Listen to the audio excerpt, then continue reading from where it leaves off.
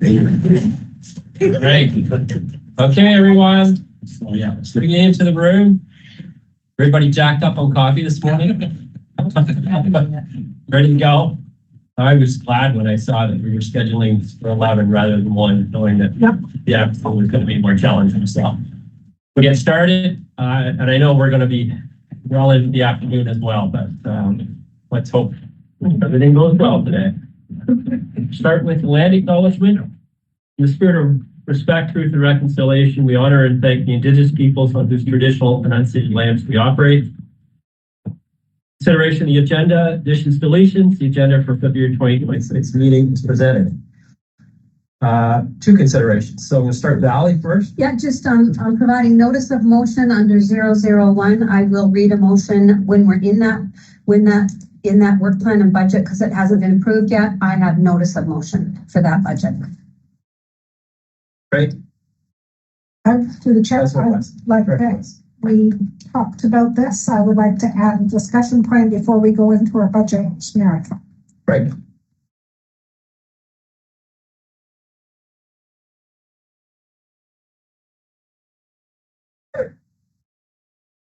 Okay. Yep. So is this the fun if we want to pull something on the wall to let you know? No. So we're going to do that as a sort of similar to the consent agenda. So I'm going to bring that up at that point. Yeah. So I'm looking for a mover. Move as amended. Great. Thank you. And a seconder, Terry. Thank you.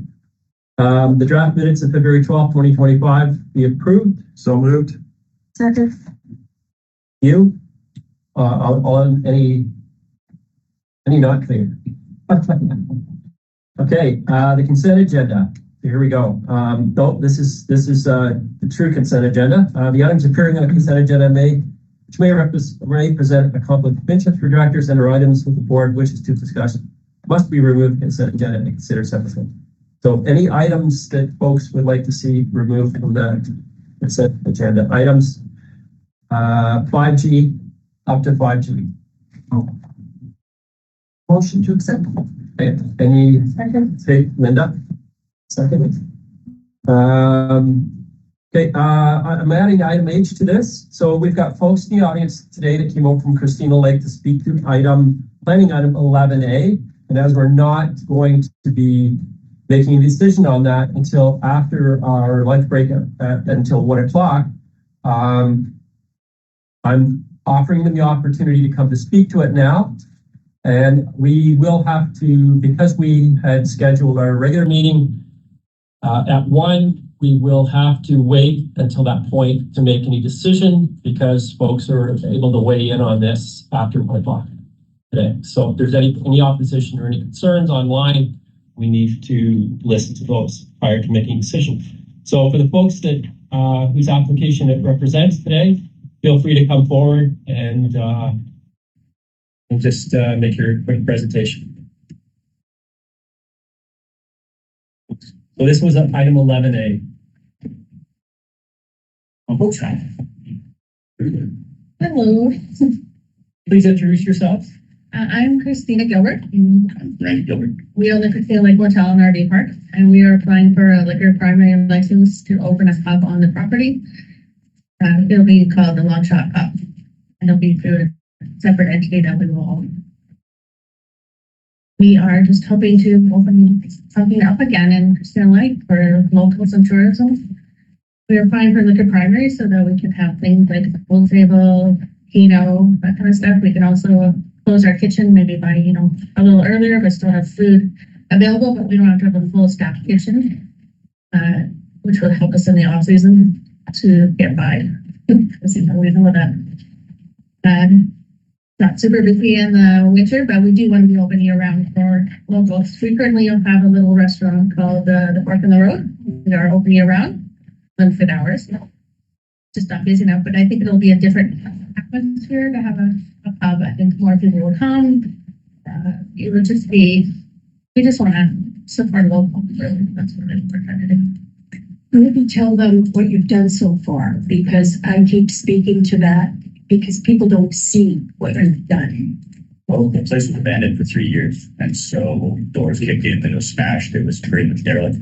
So we've got the hotel up and running, the campground up and running, the public bathrooms, all the new buildings have new roofs, and we've gone through everything. We're just basically bringing it back to life. It was a rat trap for the longest time, but when it was up and running, it was a going concern, and it just moved there. But couple there's one more piece slate to go, and some top lines and beer taps. And We're opening a laundromat as well this year. So it will be, one first step for us. It's just like, we're not financially like set for millions of dollars. It's one step at a time. We put all our money back in, we live whatever we can. All the money goes back in. We just keep making it work. Just keep making it work, making it work. So it will take us a little while, but we will get it all up and running. Folks sleep? Yeah. My goodness. Yeah. Yeah. But we love Christina Lake. We love the community. We just want something for them.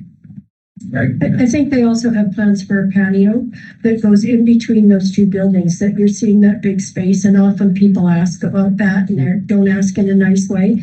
And kudos to both Christina and Randy. They've been working away at that as well. And so just if you've heard any of that negativity, tell people to take it somewhere. It will all be filled in, before we can build a patio and have something.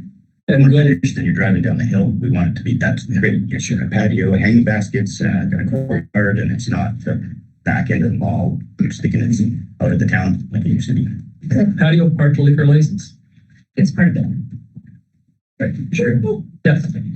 Through the chair, this is at the entrance to Christine Lake as you come in from the Grand Forks side. You have done a phenomenal job there. I camp behind there in the pines, and the services you're going to offer to this community, to Christine Lake, is well needed and long overdue. And you've taken really a rat ship place looking and have made an incredible new entry to Christine Lake, and congratulations and thank you for the effort that you do. Well, as that building hadn't collapsed, we done already. That was 2 years of my life. Yeah, no, I'm sure. Yeah, congratulations. I wish you well. Great. Yeah, well, thank you. And can we come back for the 1 o'clock? Is that work? Yes, you're welcome to come back. Yeah. We just have any negatives. Just to get our just for clarification, the application, originally the board meeting was scheduled for 1 o'clock. So the requirement, we're required to mail out notifications to neighboring property owners, and we had let people know that the decision would be made, or consideration of the decision would be made at 1 o'clock.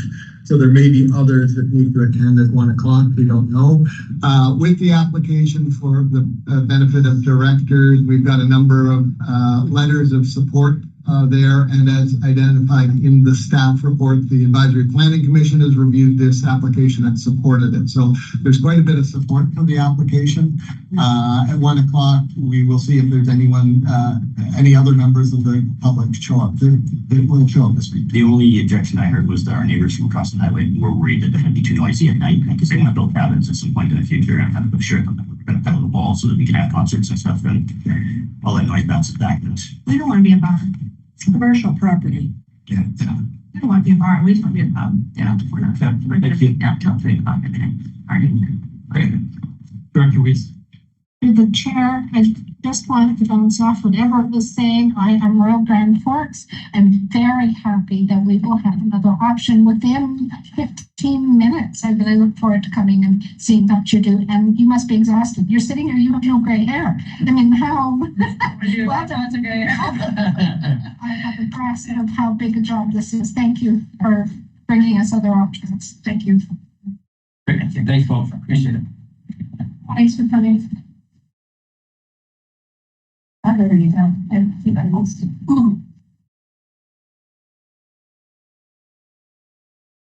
Great. Thank you.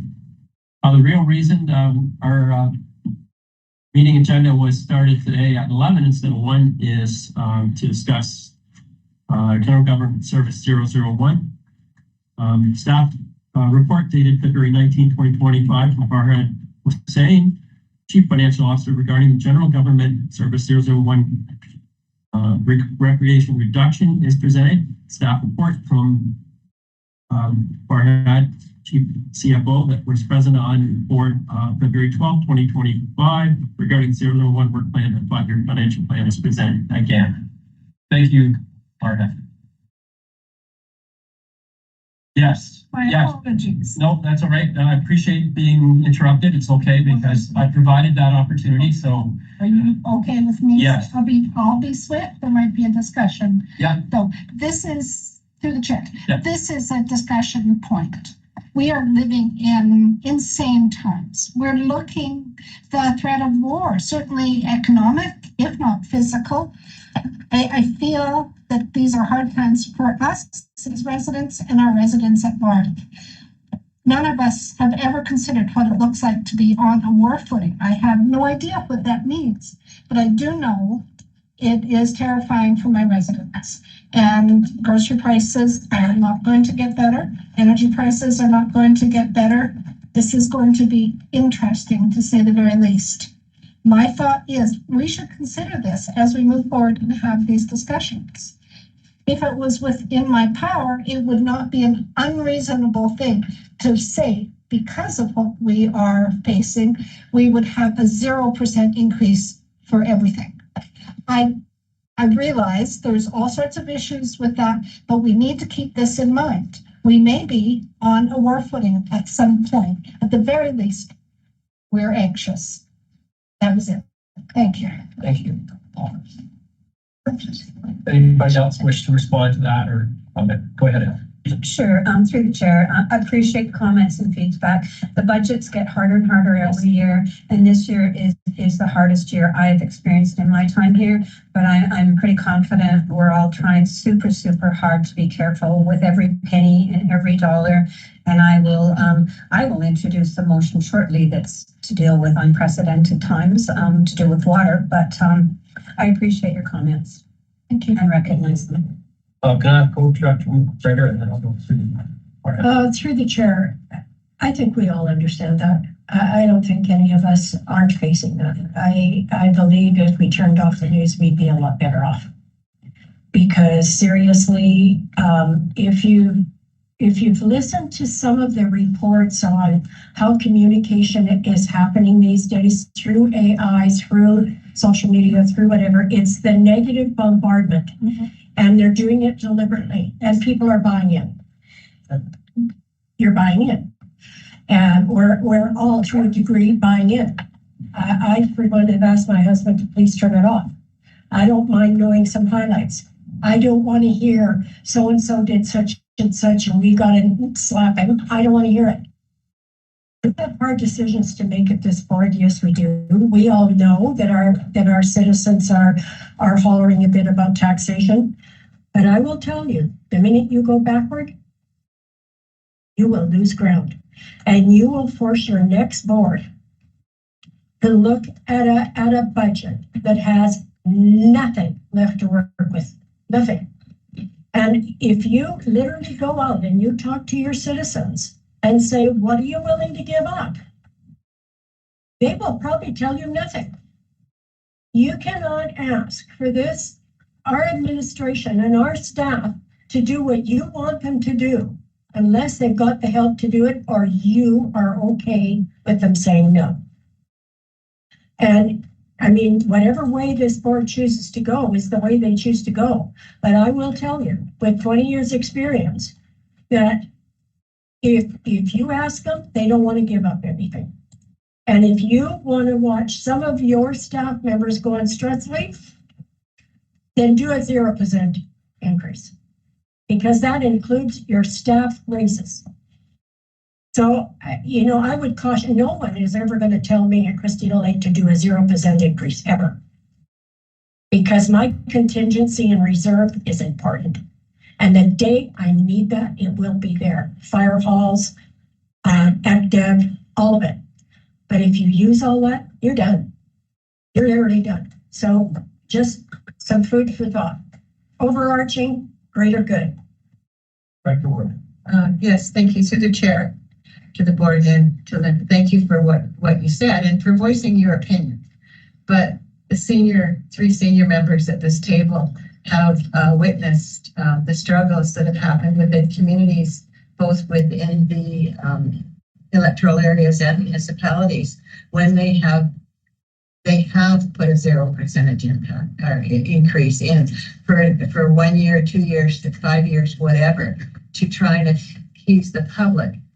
But we're not here to appease the public. We're here to manage as best we can with the information we have and keep it as low as possible, but keep the increases coming at least a cost of living, so that, because when you have to play catch up, you're replacing infrastructure, millions of dollars, you're replacing equipment, you're replacing all the things that are essential to keep these services running.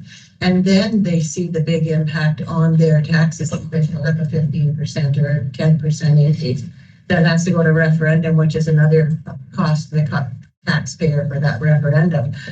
All these things, they snowball and they catch up. And then you're trying to play catch up. And it is devastating for communities. So hard decisions are made here. I agree with Director. If hard decisions are made here, they're made for a reason and they're not taken lightly, ever. But thank you for your comments. I'm going to go with Barhead because I was going to give him more. Sorry. Through the chat, just want to kind of unpack April Wise's comment. As a business, as a professional, we are trained to deal with risk because risk has certain probability and outcome related to it. So you can think of a scenario 1, scenario 2, scenario 3. What we are now going through with the threat of tariff and all this is pure uncertainty. For example, 25% tariff on all Canadian goods and 10% on oil and gas. So this is a tariff on export. Whether our food prices, gas prices will go up, probably not. But it will go up if we retaliate. If we say everything we bring from US will also have a reciprocal tariff type, but we don't know how Canada will retaliate to that. So this is a more of a full uncertainty. I don't think we can factor in our planning how the full thing's going to evolve. It's not a risk. It's a more of a how few people will make up their mind. Thank you. Bill.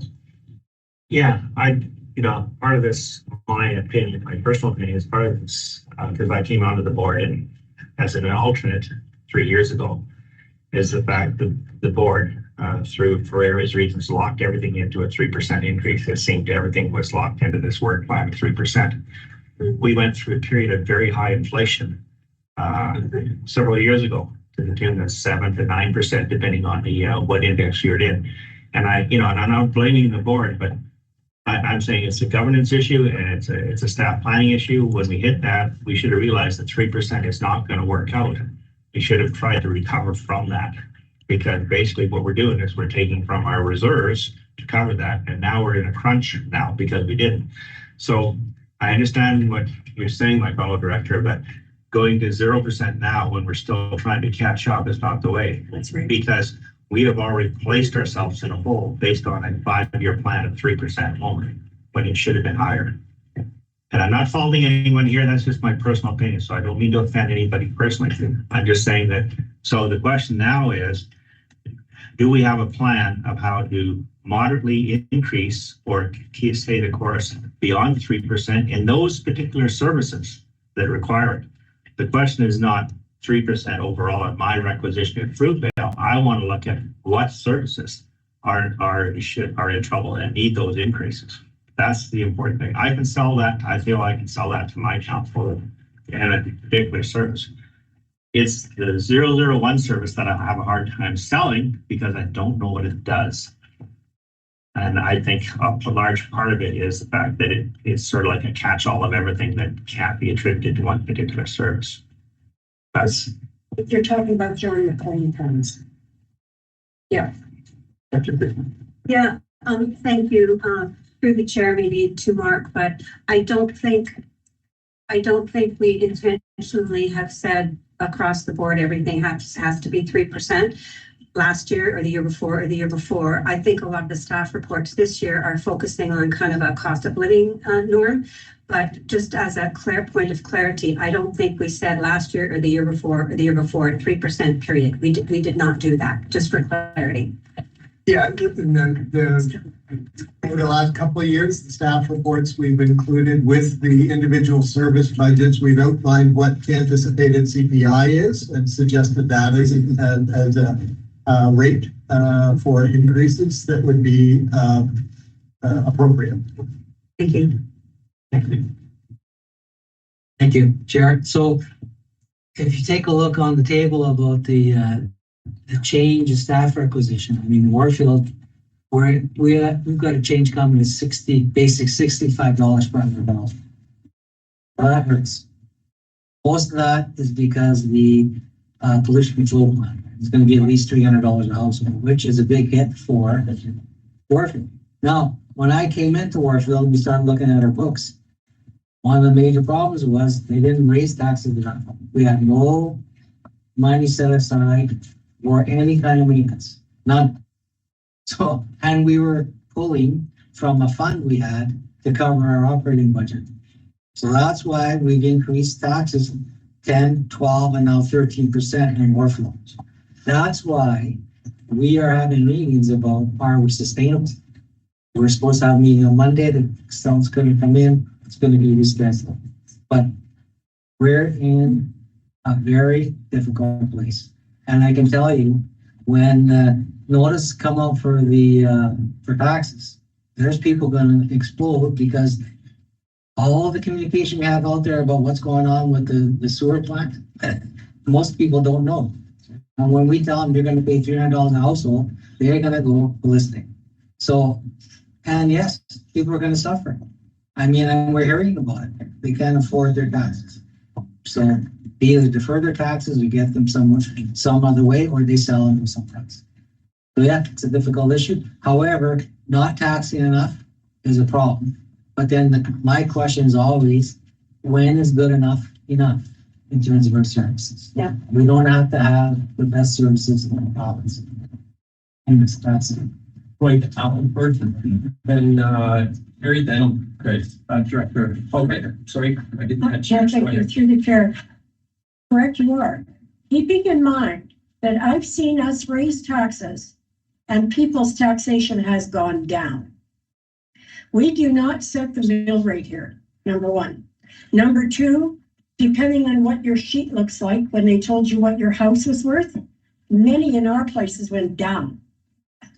And I know people that have kept track of that in electoral areas, and the taxation has dropped, not gone up. So, you know, we sit here assuming that, oh my God, we've done this raise and everybody's going to get slapped. And then that doesn't happen. So it's almost like you don't have all the info. And so doing the sky is falling isn't helpful. So keep in mind, if you don't know how taxation is done in electoral areas, your taxation could easily go down or stay about the same, which is what happened last year as well to many areas. Thank you. Ali, then Terry.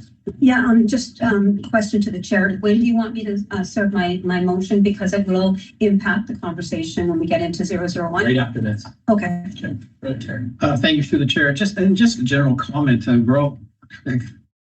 Quote somebody who I've been emailing, our CEO. We're fixated on the 25 budget. As you look forward into the 26 and 27 fiscal years, the requisitions and some of the services are going up even more. So it's going to be an ongoing challenge for everybody. And I just hope that as we move through 25, 26, and 27, that we can make it doable, make it affordable. That's all, just a comment. And it does come back to, as Grace mentioned earlier, what are you willing to give up? And that's really what it comes down to. And it does require us as politicians to start asking that question of our staff around the table and our citizens to see, what is it you're willing to give up? Because, if you want lower taxes, then something has to give up. I'll be giving up. So, appreciate you bringing the topic. Did you want to finish up? I do have a permission. Great, thank you.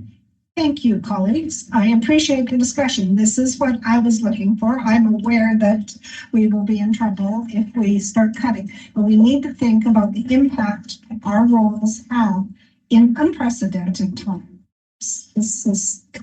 Thank you for allowing me. You're welcome. Sorry, Ally. Thank you. So, I suppose speaking to your point exactly, I'll make the motion and then I'll speak to it if that's all right, Chair.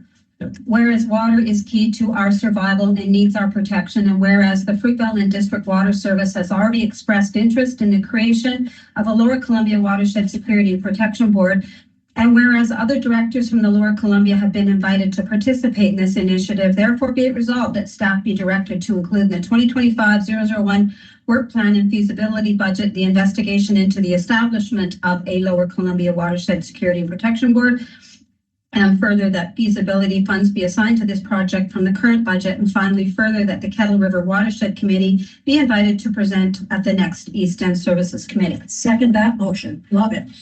And I'll speak to it. Go ahead. A number of us had the privilege of attending a rural summit in Kelowna last June. And I mean, there's wonderful speakers that are brought into that. One of them was focused on watershed security and protection boards. So that was brought back to this board, I think, by me last fall, I suppose, in Grand Forks, where the idea of the boundary side has done a great job with the Kettle River watershed for, I don't know how many years that's been in existence. And it's an apolitical board of residents of the community, not political people, to sit and do exactly that, protect their watersheds. And I think it's time the Lower Columbia has made water more of a priority. We live on a beautiful river. We take it for granted. I think it's time that we were more proactive in protecting our watershed.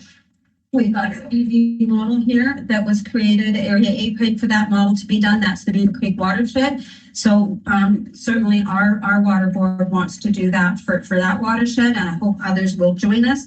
I understand there are provincial dollars available to get these committees up and going, and that's what I'm asking to be supported today. Thank you.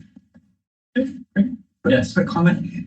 Super news. Very happy to hear it. And as the directors on the boundary side know, the cross section of participants on that committee, including forestry, agriculture, industry, all of it, it's amazing. And kudos to you for this. Thank you.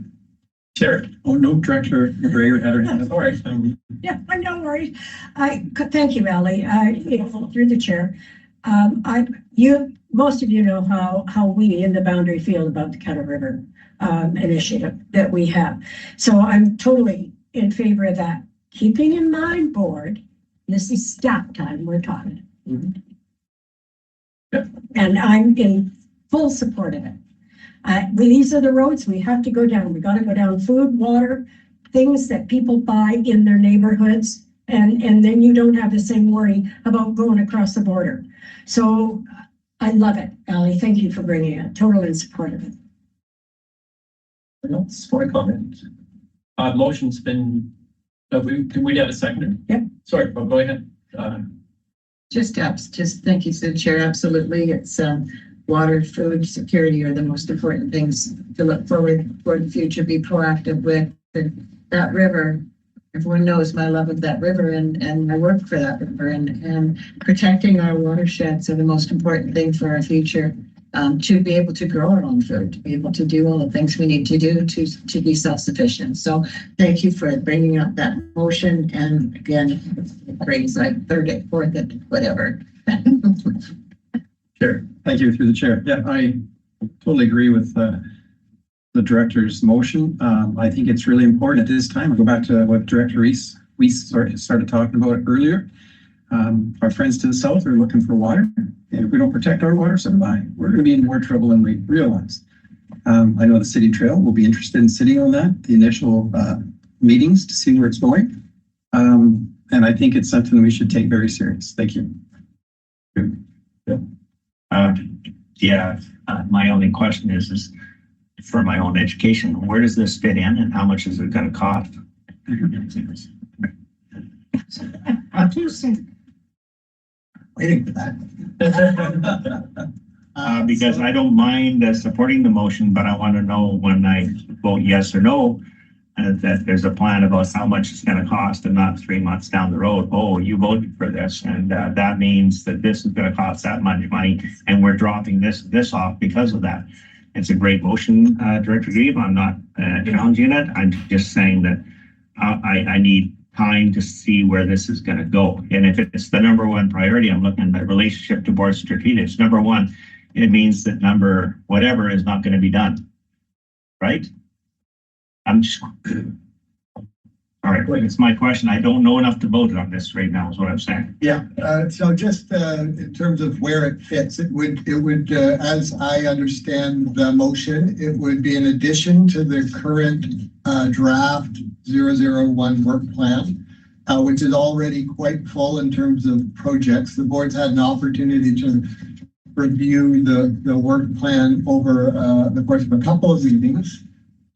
So this would be an additional item on the work plan amongst all of the others. I think staff would be looking for direction in terms of what level of priority this project would sit at. We've got, as you can see, working through the projects that are currently on the work plan. We've got many that are high priority, a lot that are medium, not many that are low. So we would have to put it in there, and as Director Wenman has pointed out, any new project we take on has an implication or impact on other projects that we've got there. In terms of how we would look at pursuing the project, what I would anticipate is staff would come back with a staff report that outlines a strategy. Ultimately, what I'm hearing is this would replicate what we've done in the Boundary, which is the establishment of the Boundary Integrated Watershed Planning Service. That process took about a year of discussions at the Boundary Services Committee level to see what that service might look like, what the requisition limit might be for that service. And then ultimately we went in the fall to referendum to see if the area was willing to pay to establish that service. And ultimately in the Boundary they were. We set a fairly low requisition limit. I think it was 100,000 initially for that service, and have been able to leverage that money to access a lot of grant money through that service. But I think in 2025, the work would be developing that plan, working towards a referendum if the board or East End Services folks that are included in that service wanted to go to the extent of referendum. Sorry, I think it was me, Andy. Yeah, yes, you're right. Thank you. So all of us have 2 years for sure left at this table. And we all have different things we want to accomplish within those 2 years. I'm looking at you want to know what I'm talking about, because that motion is coming later, just remind me. And Fruitvale and District Water System has already approved this amongst ourselves. So I wrestled myself where to bring this, because we knew we wanted to do this for that watershed right there. We invited others last fall to come on board. We haven't heard officially back from anybody who wants to do this initiative. So I came in early and talked to Mark about where should this thing land. It landed at utilities, it landed at Beaver Valley Water, it landed at East End Services, and now it is in 001. I personally don't care where this lands. I know my water system has already voted amongst ourselves to move forward with this initiative. And I understand there's provincial money available. And, you know, if we don't consider water and food to be important, I'm not sure what we're doing here. I'm gonna go, yeah, so Richard first, then Frank. Oh, through the chair, just so you are aware, Boundary Services started Toucan, I believe, maybe or sooner than that. We didn't jump into money issue for 5, 6, 7 years probably. So I understand what you're talking about, but maybe you just need to work on a committee and get your stuff put together. That's exactly what the motion is. Is that? Yes. Okay. Thank you, Rich. So that was my question. Clarification of the motion was to look at a feasibility for this. Is that right? Yeah. Okay. Yeah, with the Without, intent. without stipulating any kind of new program or funds. Can I respond to Yeah. that? We can't say what it's gonna cost you because we don't know who wants to participate. So if we do a feasibility study and, you know, all of the lower Columbias are in, that would be a good thing and cost sharing, an important thing. But we can't answer those questions until the feasibility is done. Because I'm just looking at what the state Warfield is in. And personally, I'm gonna be saying that any increase is not a goal for us. Period. Just to speak to Director Dunstan's comments, absolutely accurate, and your timing was perfect. It was 2010 when we initiated the boundary watershed planning process, hired a consulting firm to do an assessment of the watershed. That took a couple of years, and then hired a contractor, who at the time was Graham Watt, who we recruited from Alberta to do our watershed management plan based on this phase one that environmental consulting firm had done. So that process took several years before we started the discussion about establishing a service. And that was funded largely through gas tax. Electoral area gas tax monies largely funded the planning process as a capacity building project. Whether that would be eligible now as a capacity building project, I'm not sure. So you'd have to look into that.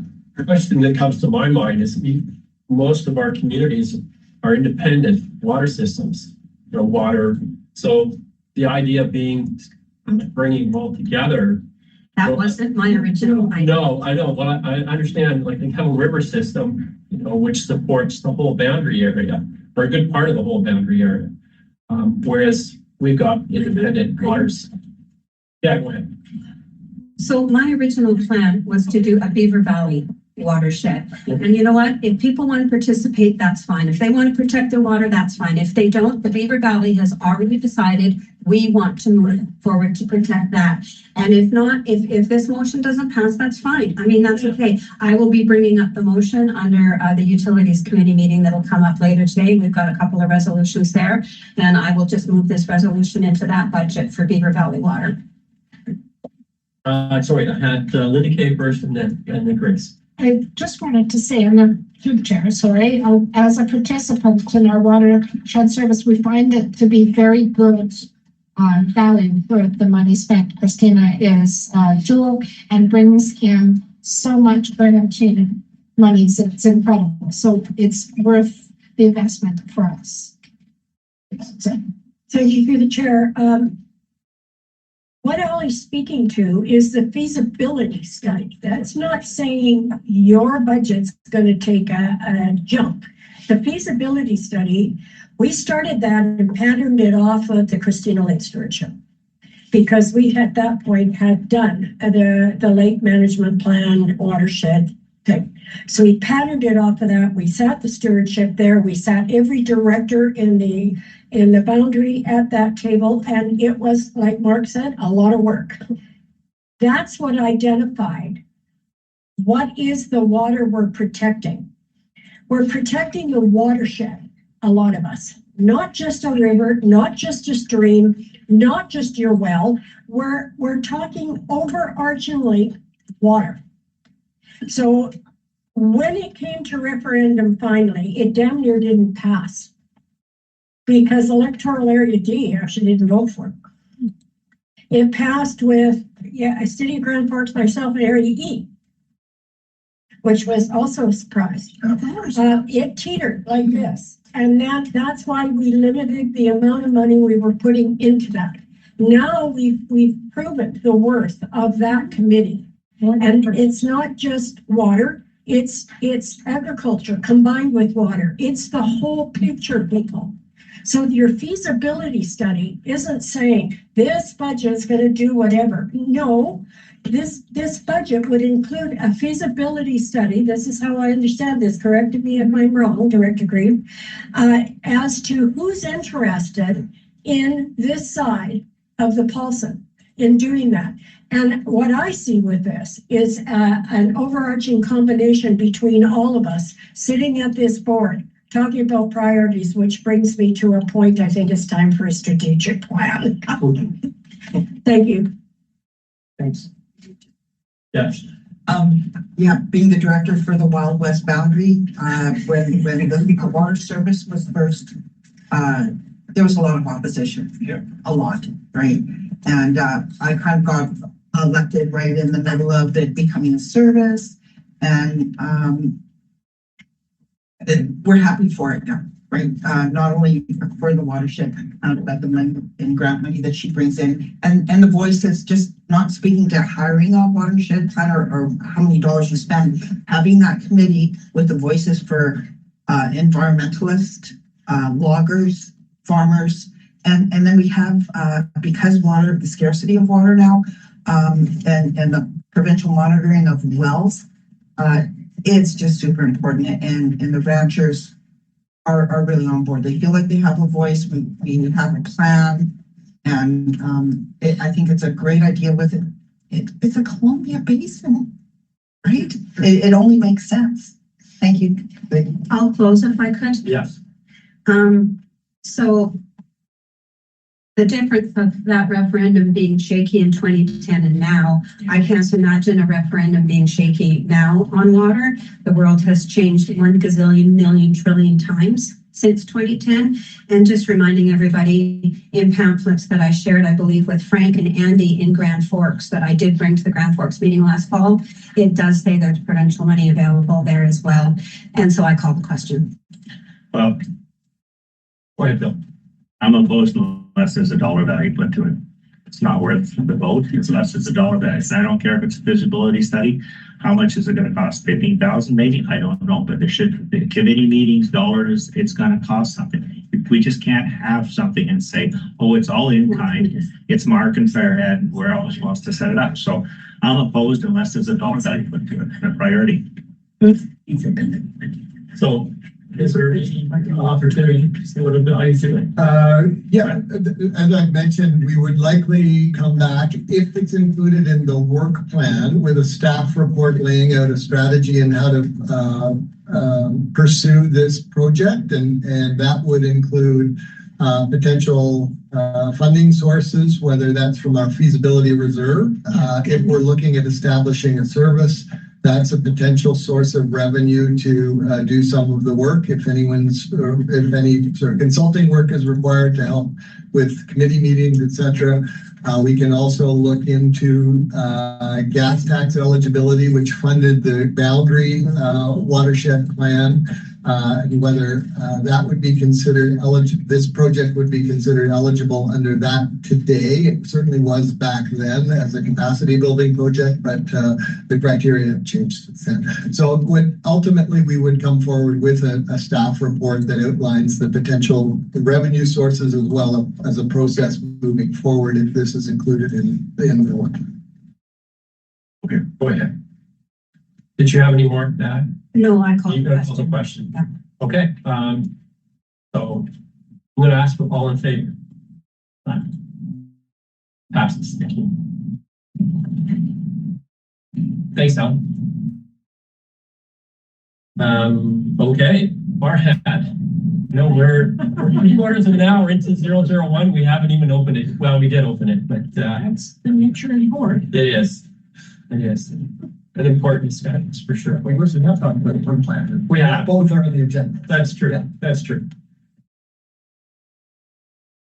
Did you wish to have something to say towards 001, or would you want us to push right into discussions about plan? Through the chair,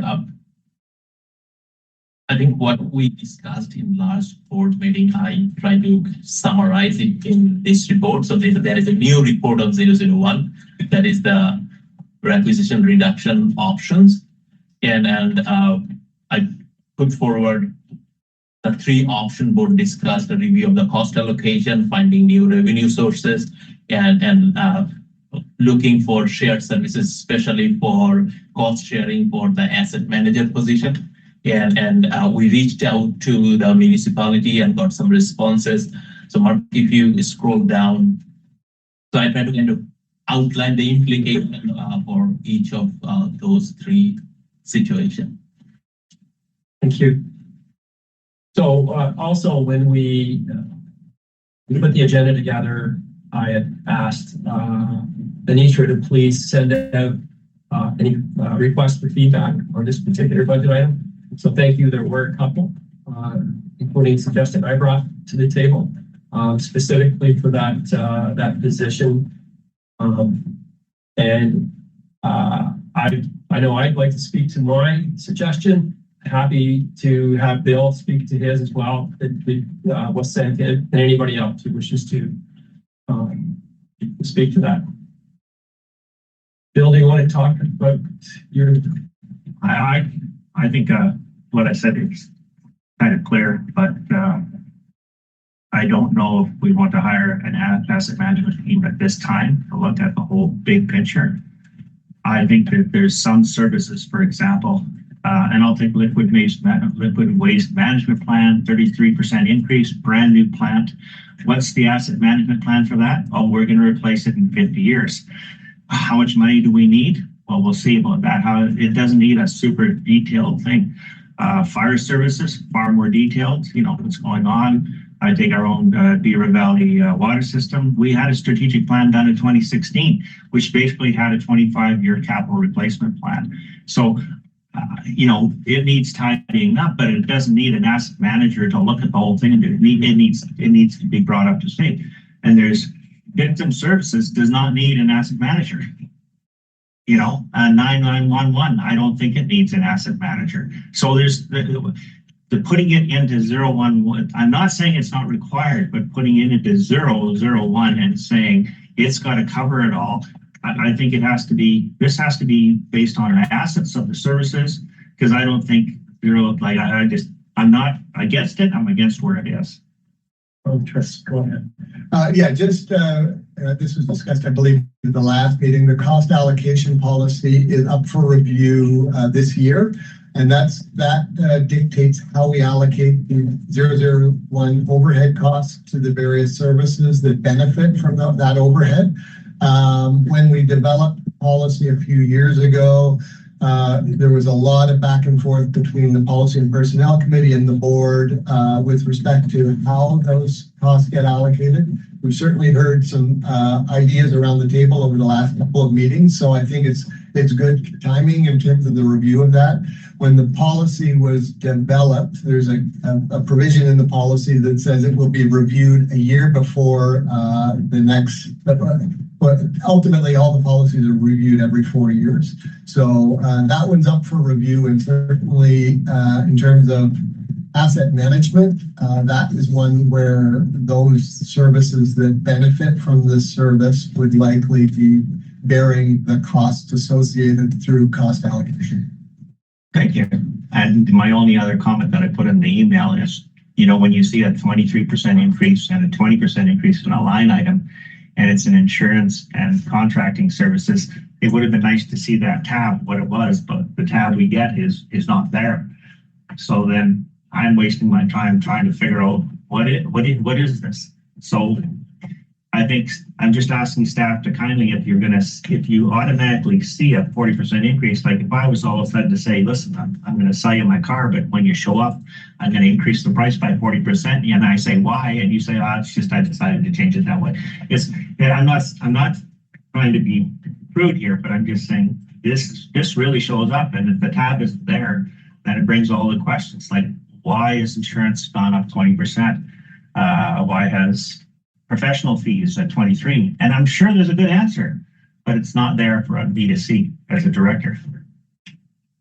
For the chat, thank you, Director Wyman. And these are great questions, and that's why what I did is I took out any new item, any exception item, And also should normally you don't see after long-term priority, there is a line item. You normally don't see that. I included that as well, just to like professional services, what actually it includes. When you look at the budget, you only see professional fees. Yeah. So I give you the breakdown of what it actually includes. So kind of to bring that visibility and bring that transparency.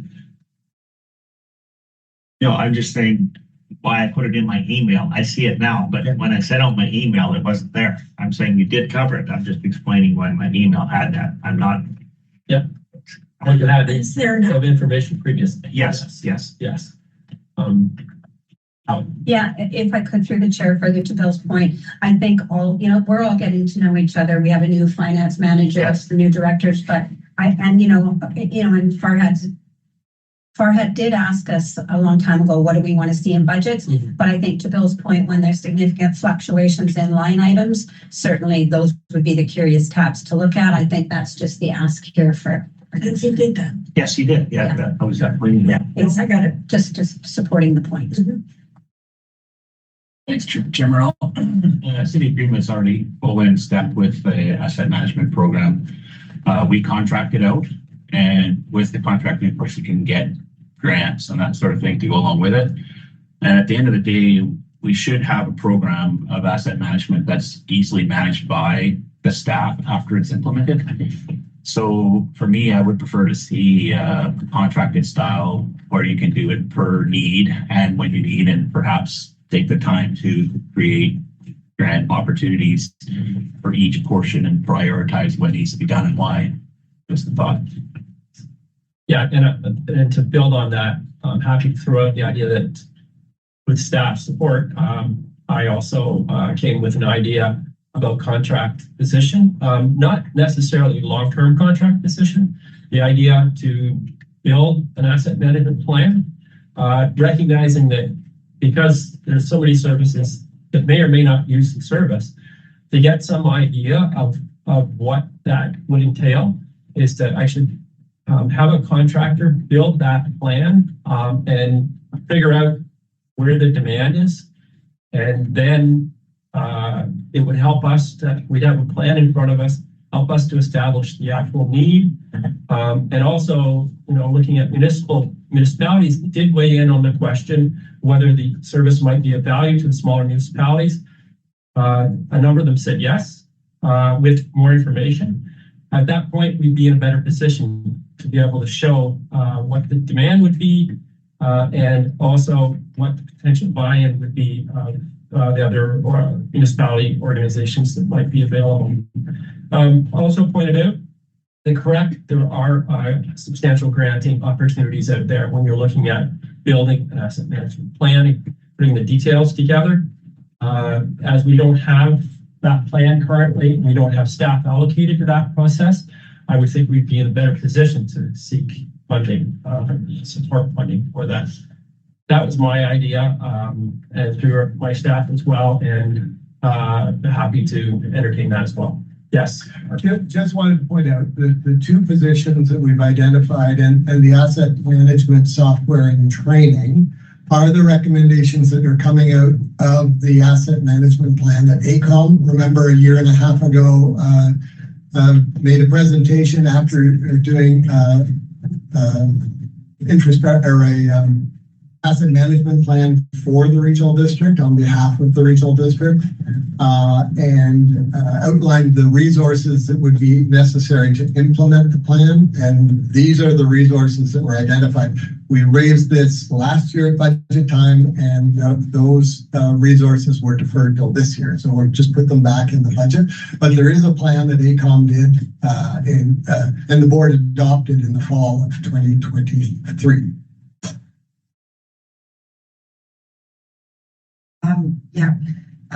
I do remember, and I remember when the plan was that I spoke to the possibility of a contract.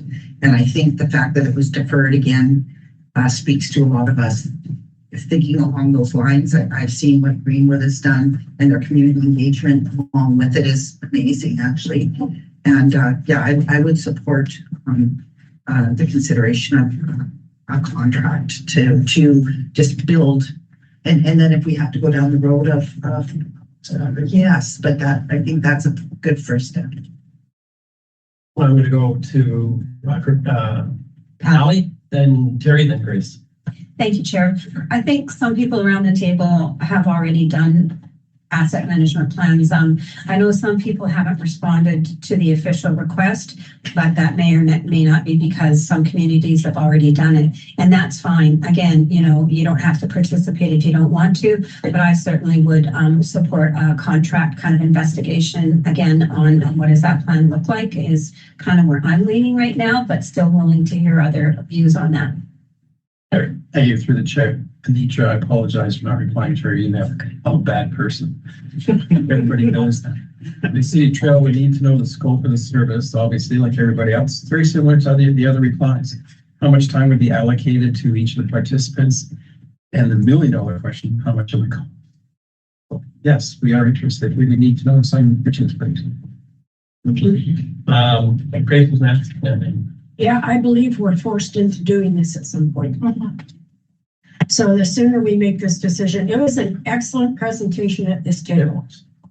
Excellent. And I mean, I was amazed when they identified Christina Lake as one of the assets. And I was thinking we could put Mark up there to say, you will now do riparian because you are an asset. Regardless of that little bit of humor.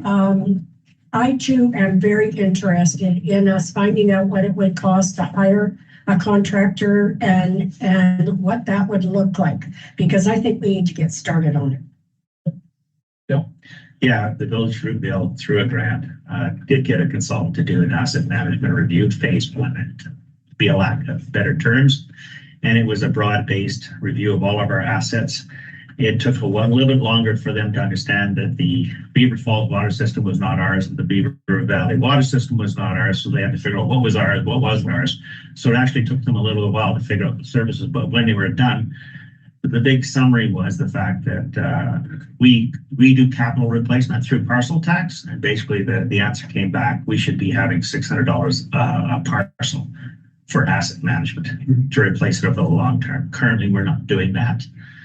We're reviewing it and looking into it, but you got to remember what an asset management plan will come back with is saying how much has to go into your operating reserve or your capital reserve.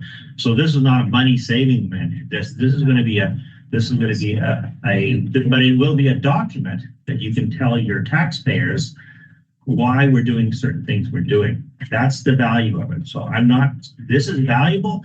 I just don't know if I want to hire a full-time staff or go by contract. And I would say too, the value, as we know, having gone through the last few years of prioritizing this service, this requirement, is that the grant opportunities are out there, and without doing an asset management plan, good luck on getting any grants.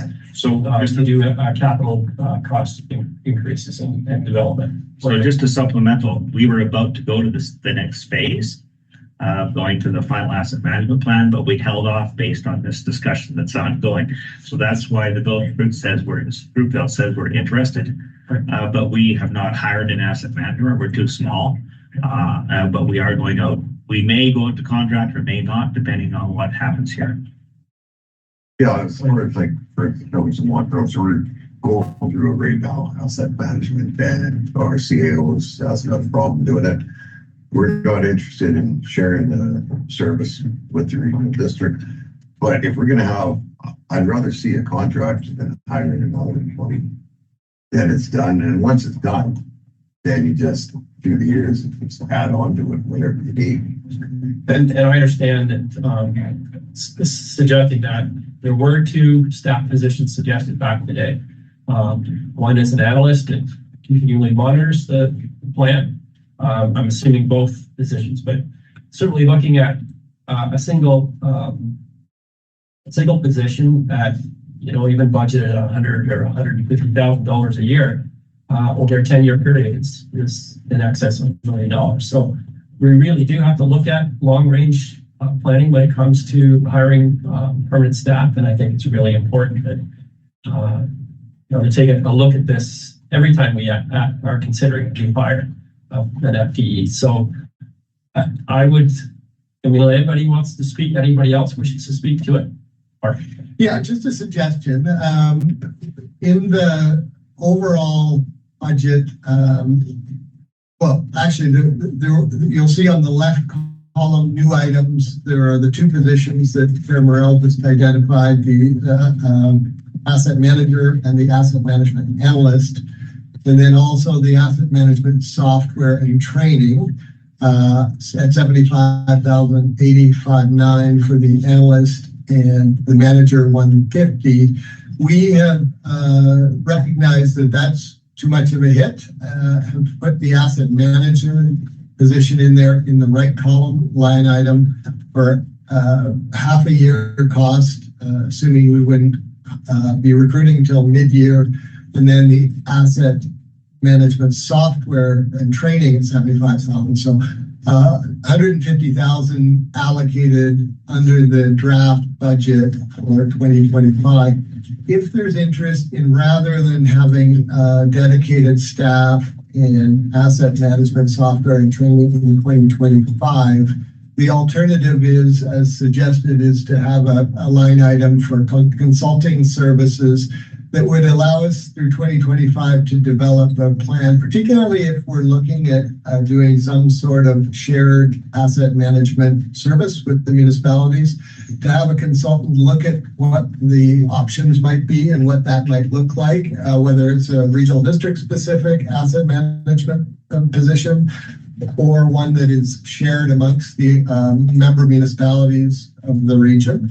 And looking at the board's approved and adopted asset management plan in terms of how that might be implemented, recognizing the new interest in potentially sharing services, etc. So that's an alternative, is to take those, take the proposed dedicated manager position out and the software and training out for 2025, and instead have a line item for consulting services to do that.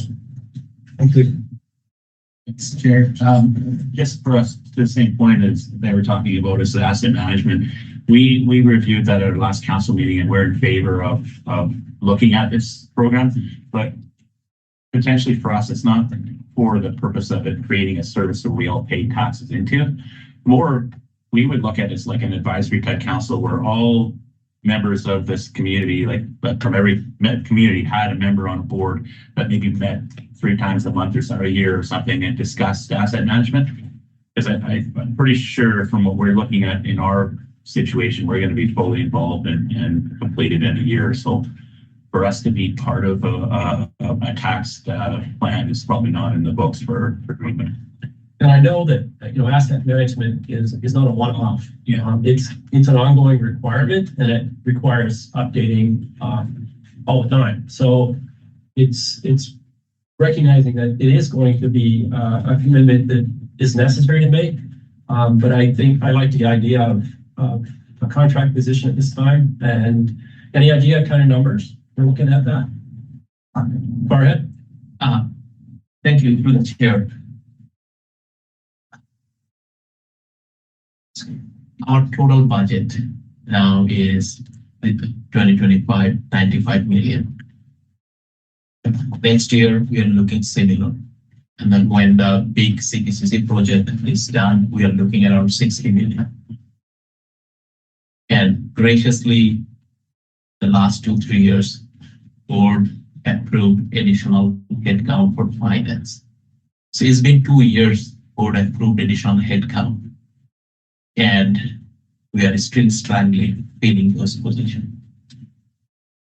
So to get high skilled labor, especially asset manager, it has many components to it. Need understanding of engineering part, understanding of finance part, understanding of GIS, understanding of procurement, understanding of project management. So there is multiple kind of a broad skill set.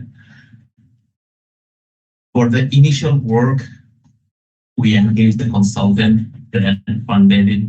We have a kind of a lay of the land, what asset management look like, a replacement value of our assets around 300 million. I have an active job posting to hire a finance accounting manager similar salary range. We're having hard time. We're having really hard time recruiting. I might need to come back to board to extend the kind of year-end audit process a little further because my staff works the weekend. And if two staff have a life-changing situation, don't show up, I don't know how I'm going to run the show. We are in that stage, and this is kind of chronic disease kind of things that it is not that I fix it and it's done. It is, that's the situation is. So I try to give a brief blurb on what the asset management job is, and also through the City of Greenwood description, I think on the page 3 of that report, that kind of encapsulate what the role is for. And yes, once we list all our assets, have a condition known to it, but the big part for us, as Director Winman pointed out, it is future planning, like depreciation. We don't account for depreciation of this building in our budget. A better proxy is reserve contribution. We have 0 reserve contribution in this budget as well. So asset management, yes, initial part is identification and all those things, and then link it with the reserve study and link it with the 5-year plan. When you looked at all the services budget, you see our capital plan is probably 1 year or 2 years because we don't know the full scope. So my anticipation is it will take for somebody qualified to go through the full thing at least 2 years. After that, my anticipation is their demand on their capacity will reduce. That time you can branch out. And moving for a contractual, I think that's good. But our ability to implement that, I worry about hiring a permanent full-time accounting manager. That's I'm at lack yet, not getting great resumes. So that's the reality kind of we are living in. Yeah. Thanks, Chair. Through the Chair, one of the questions I have to that though is, this is when you do the asset management, when you would get the programs all up and running, it's kind of a live program. And at some point we get our service reviews all the time from the managers. I would assume that at some point, from what we've been told and how it's been kind of explained to us, is that the managers are going to be able to put that input into that program. So as they're making out their service work plans per year for the board, they're going to be able to put those same numbers right into the asset management program. And the management program actually does the work itself. So I'm not sure I'm totally on board with thinking we need a full-time manager to deal with that. But another quick point too, and over the last year, we've added over $1 million worth of wages to this whole regional district. So I think the board has done a lot to make sure that we continue to keep things up to expectations. At some point, prioritizations probably should be part of that too, then I guess, because if we're just adding $1 million worth of taxation to this and we're still behind in some areas, I think it's important that we make sure that those are prioritized first, if not last.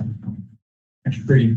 Thank you, through the Chair. Some of our biggest costs are things like Grand Forks Arena. Talk to Merritt Everett Baker about that, because literally those buildings are to the point where if there isn't a lot of money spent on them, we won't have them. And if you go to your taxpayers after you need to upgrade them to the point of $1 million, $2 million, whatever, they're going to have a heart attack. And part of the asset management plan is to identify that before you ever get there. So Trail has an arena. I know Trail gets a lot of help from tech, and thank God they do, because I don't. But seriously, Everett Baker doesn't. We have got to plan ahead. And honestly, I sound like a broken record. I don't think, just sorry to cut you off, Grace. I just got to note that we have a hot lunch here for us. But also, I think everybody understands the importance of asset management at the table. I truly do. It's just how to support and fund that is where we're going. So, I mean, we could talk about the need, go ahead.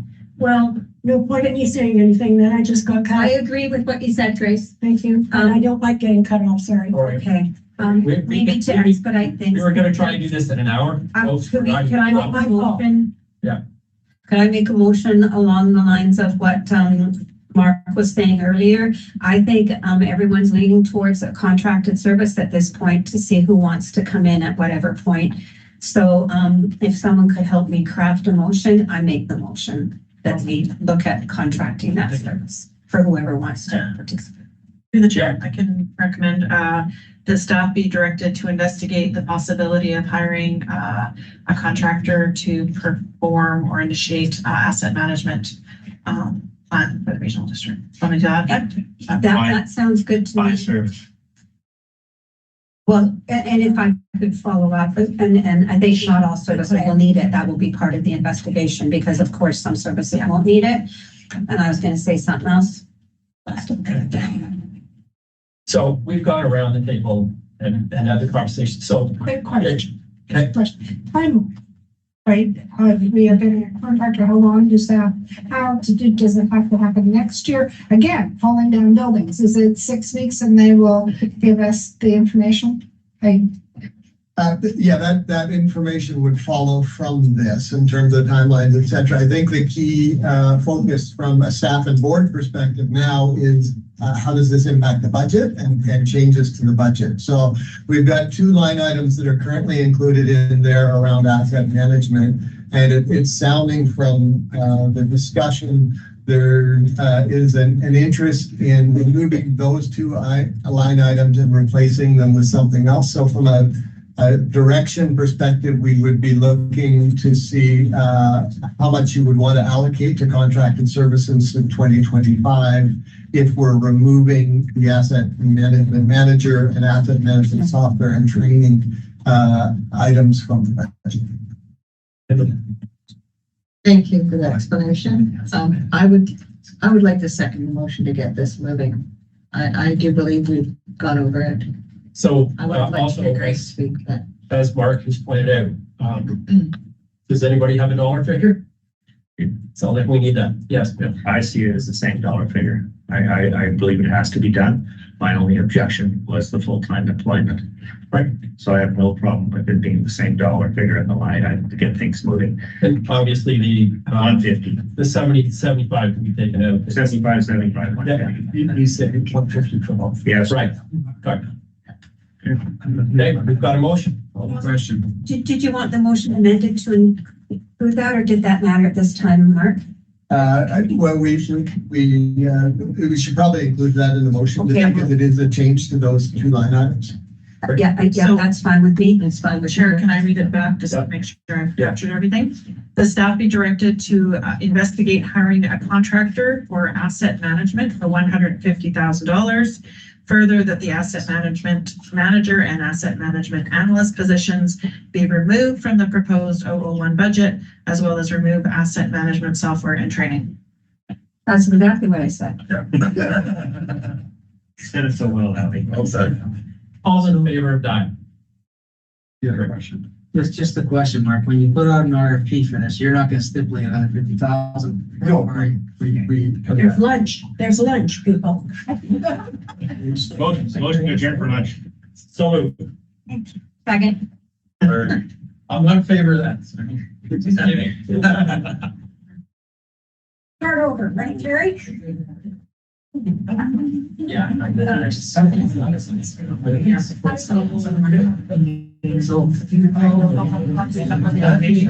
o'clock is still after dark. Yeah. She's very. I think I agree with there.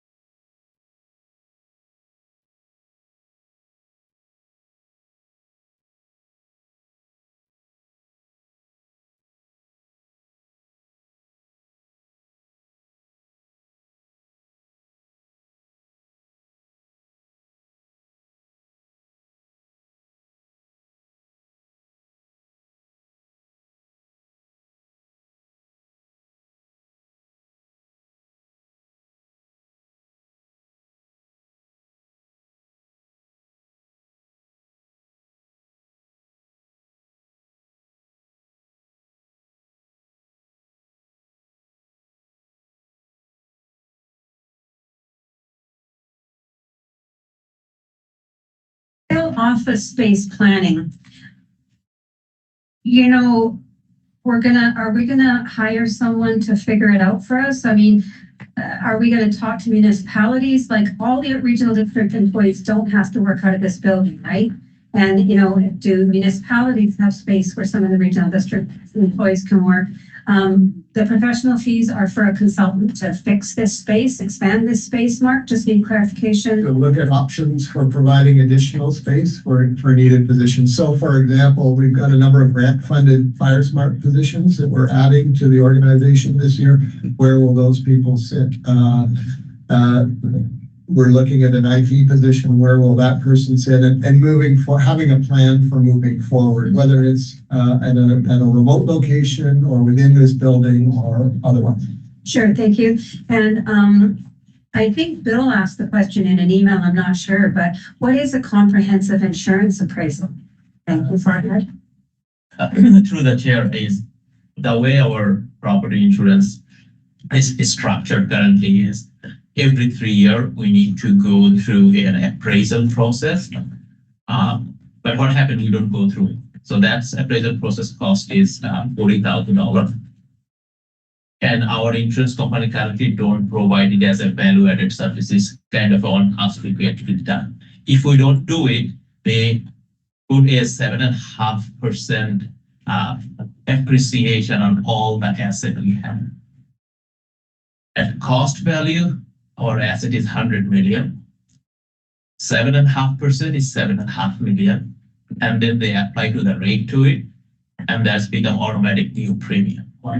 So we can skip it, but we will not be saving cost. It will be recaptured as part of the premium.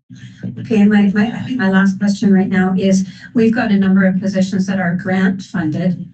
And so, like, what happens with the grant funded positions is eventually we absorb them as permanent full-time positions. So, all right, okay, temporary, limited time only. Okay. Unless the board decides otherwise. Did we? What's that here? Go ahead. We had the discussion, I asked the question, what happens to the grant positions? And we're told if the grant ceases, so do the positions. Okay. Yeah, unless the board decides otherwise.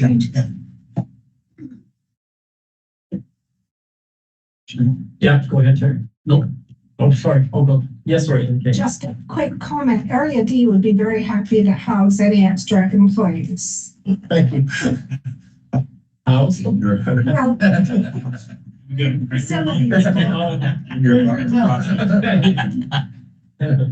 Goats. Somebody paint the goats when they're not working. Okay, anybody else?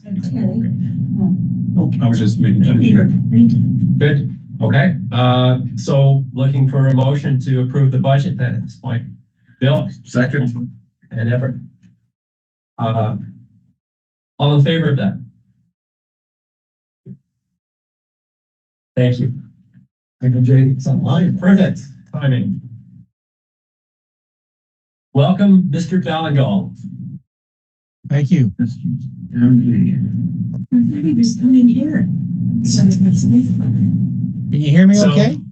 Yes, we can. Great. So I'm happy to let you introduce yourself. I'm Andy Morrell, the chair of the Regional District Board, and folks around the table, I know you know some of them. But happy for you to introduce yourself. And I know we only have a short period of time for presentation and any questions after. Feel free to go ahead.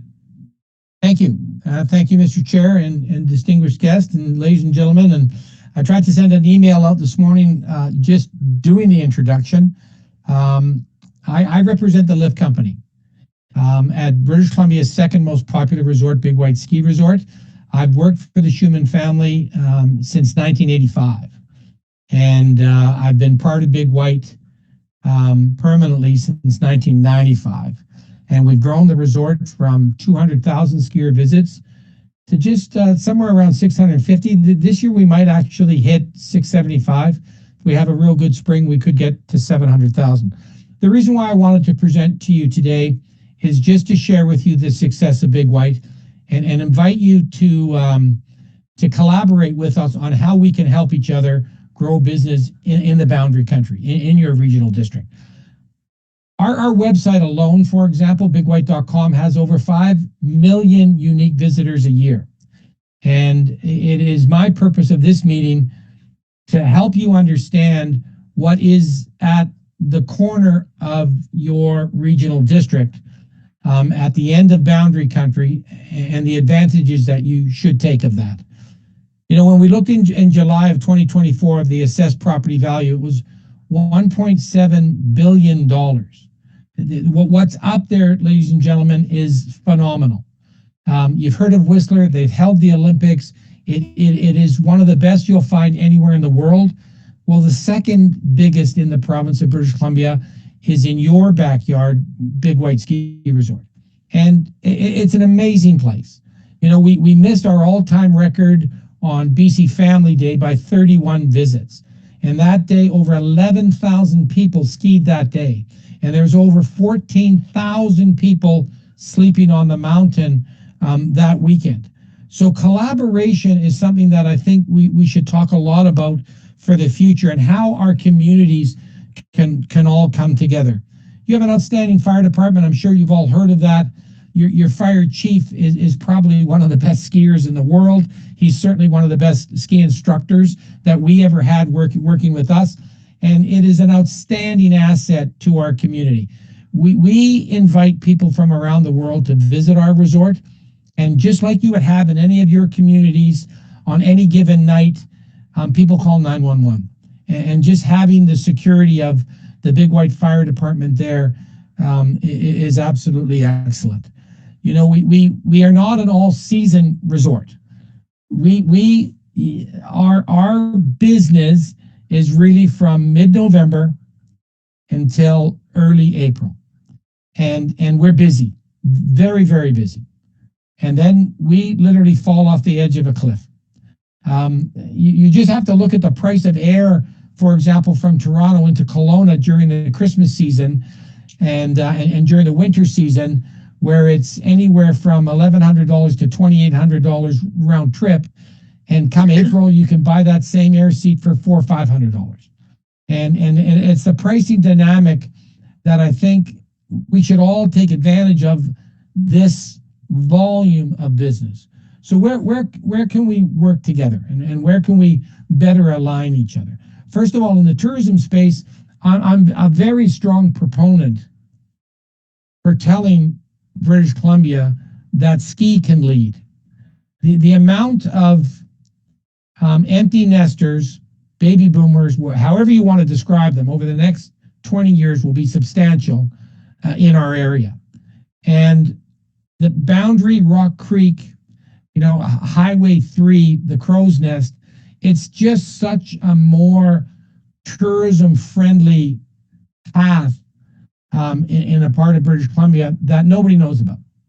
And I'm just here to tell you today, we should be working together to figure out how you can get the message for people to turn left and turn instead of turning right when they leave Big White Ski Resort. We're working together on pickleball and building some pickleball courts at Big White. This alone will boost our summer tourism substantially. There are no public pickleball courts that you can get on in Kelowna, yet 45 minutes away, with restaurants, accommodation, chairlift rides, ice cream. You're going to be able to play public pickleball.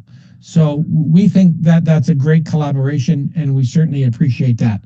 We have the highest school in Canada. Kindergarten to grade 7, grade 8 right now. The school board's doing a wonderful job there. The only caution that I would have, and everyone should know, we have no public transportation. And I know the regional district is not involved in that space, that that's a provincial matter, but in your regional district, there's a massive community that's busy from December until April, and kids walk on a road in a blizzard, and a blizzard that you don't experience where you are. I mean, it snows most weeks. You know, just in the last 7 days, 64 centimeters, over 4.5 meters of snow so far this year. The snowbanks are 8 to 12 feet high. Now put your 7-year-old kid walking to school on that highway to get to school. So I just encourage us to think about those sort of things. Police, there's no police at Big White. You know, the bars and restaurants and just a community. Think of a community in your regional district that has 4, 5, 6,000, 10,000 people in it, and they don't have any police. Police are 2 hours away. And those are the things that I think, you know, as we work together, and I know that we've had open houses in the resorts, and I know you hear from some of the same people all the time, and I know the residents are very vocal on certain subjects. But it is the crown jewel in your regional district. It is an area that employs over 1,500 people. Our payroll for the month of January was $3.2 million. We are a substantial contributor to the tax base, whether it be regional, provincial, or federal. And yet when we sit there and we think of ourselves as a company, what do we need? Folks, we don't need anything. Our company's doing very, very well as a ski resort. But we have mental health issues. Our employees and our residents have the same issues that any of your residents would have in any of the communities that you represent. We buy the same groceries from the same stores and gasoline. You know, we have those personal situations like you have it. What we don't have is any services. And I just want to caution everybody on not paying attention to this asset. It's something that I'm not going to come to you cap in hand saying we need this, because quite frankly, I've been there long enough, and having spent 13 years in the resort, I've heard exactly what some of your longtime members have heard. But what the community need is community. They need a place to gather. You know, if you were to think about a community center that could promote all your cities in the regional district, you would hit hundreds of thousands of people every year. Your marketing program, just by sponsoring the bus alone, I would save you tens of thousands of dollars on other issues. I mean, we talk to the Boundary Country all the time, who's launching a beautiful website that we've helped build. They have 10,000 to 15,000 unique viewers a year. We have that in a day over 7 centimeters of snow. 16,000 unique visitors to our website. Having a click through to Boundary Country, to Rock Creek, to Grand Forks. I'm a salesperson. I live in the tourism space. You have a tremendous asset here in your neighborhood that's doing exceptionally well. My request to this distinguished board today is let's work closer together. Let's have better collaboration. Let's make it meaningful so we can help build tourism in this regional district. I want people turning left instead of turning right. And I can assure you, the snow's not going to go away. Climate warming is a real thing in most areas. It's something we don't worry about at Big White. We have 2 snowmaking guns. Next week, we are entertaining the World Championships of Para Snowboard. The world is coming to Big White Ski Resort for the Para Snowboard Championships. These are athletes very similar to athletes that you saw in the Invictus Games, but they're World Cup athletes. They're Olympic athletes. And they're right here in your backyard. The asset is incredible. I'll just close in saying this. We have a very good relationship with your staff. We have a very good relationship with Sharon. We want to collaborate on the watershed and the environment and reach out to you and help us getting grants for new treatments in our water treatment facility. But the ask is both ways. Let's work closer together so we can help the other communities in the Boundary Country. And I'll leave it at that and accept any questions. Thank you very much. Anybody have any questions, comments? Ask Mr. Melville today. Go ahead, Chair. Comments? Hi, Michael Day. Welcome to our board Thank you. presentation. Always happy to hear from you. I'm really happy with the working relationship we've established. We've got funding for an economic development officer at Big White now, established a recreational service so that they can create some employment and help with the management of the new pickleball proposal. Yeah, I understand the challenges with transportation. I help in the ways I can. I sent an email recently with some fundraising ideas and providing some seed money. I'm really pleased to say I was able to help through another not-for-profit society with signage for the games, upcoming games. It's amazing. As always, your events and customer service are outstanding at Big White. And we do appreciate the lift company as well as the Community Development Association. I think Carla and Rachel and the group there are doing some good work. And the volunteers on the APC and then with the upcoming official community plan, it's great. I mean, yeah, I can't say enough about Darcy and Trevor and even Gord Rowland. I was just in a meeting yesterday with the Pearl River Watershed Advisory Council. He was there. The participation and the work there. I do understand the challenges with that website and working through that, but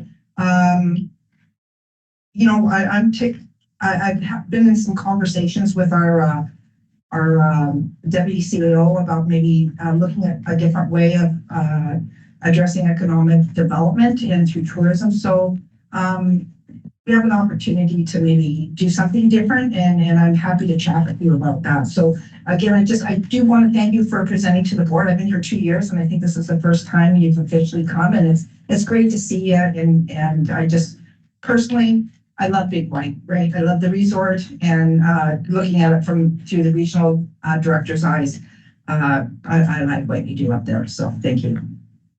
Great. I don't know if there's a question in there, but thanks for your comments. So, How are the numbers as far as comparative to last year? Every business is up double digit. You know, and I'm not going to, you cannot look at me in the face and say you're a great marketer. Mother Nature. The early snow that BC received, and this just isn't a Big White thing. This is all our ski resorts right across British Columbia.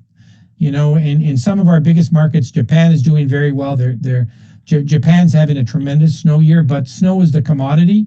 Snow is the gold, and we tend to Big White, Silver Star, Sun Peaks, Revelstoke, Red, Whitewater, Kimberley. They're all doing very, very well.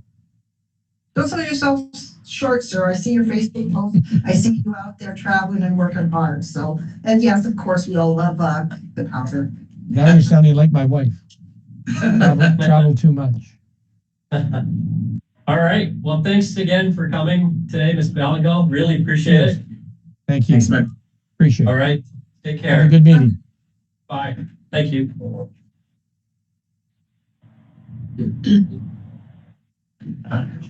So, be online. There they are.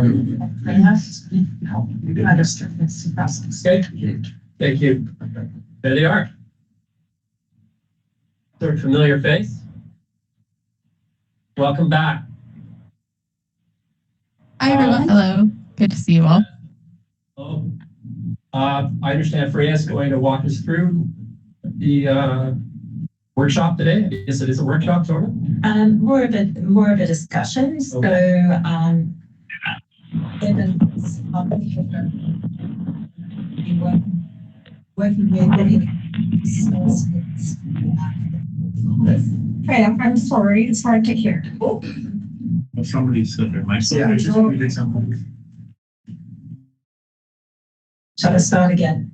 So, Urban Arts Architecture, the consultants we've been working with, looking at the space needs study for the Grand Forks office. So how this project actually came was in 2023, we did a condition assessment on the Grand Forks office. And coming out of that, there was a lot of work needed to just upgrade that particular building. So the board made a decision to actually take a step back and look at what our needs are within the building, to review different options that we have, looking at whether we would actually revamp the office, looking at if we purchased and revamped a new office or built a new office.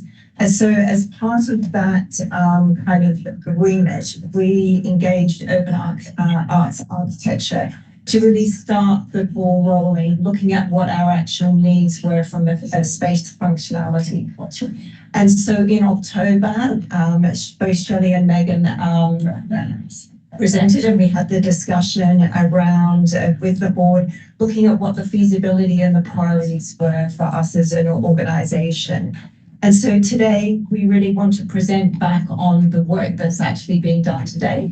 So they'll actually take you through the process, which we've actually gone through, and the outcome of those needs assessment as well, and the evaluation. So really our discussion after this, after they present, is to really look at what spatial options we should be moving forward on, and also have a discussion around whether we should be including a effective EOC within that space needs as well.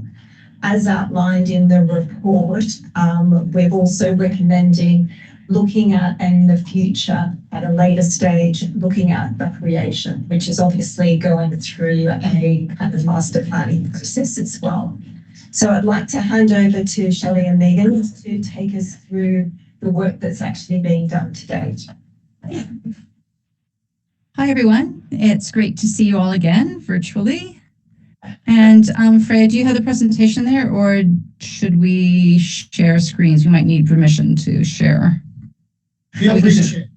Okay, we will feel free to share. You're going to see yourself for a minute because I'm just working on one screen. I'll try and do a full view.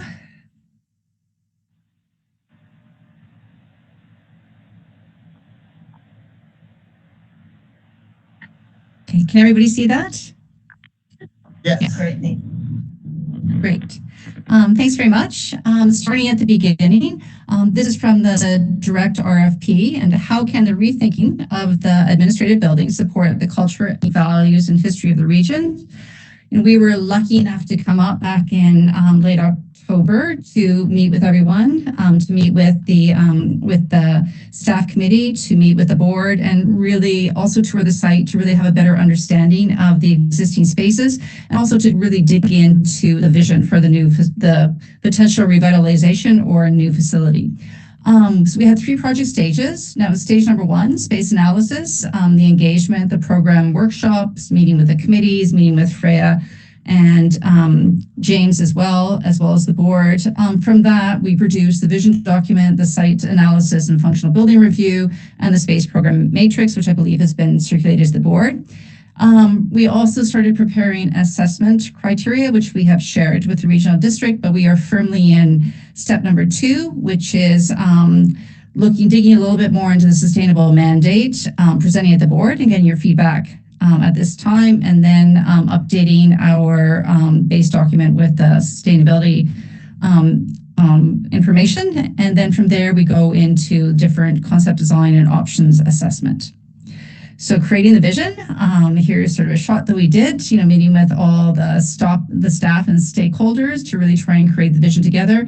And from this, we identified some really key words in this word map here, flexible, safe, functional, really digging into sustainable practices and really supporting some of the visionary work that the district has done, a place of pride, and equitable and accessible to all.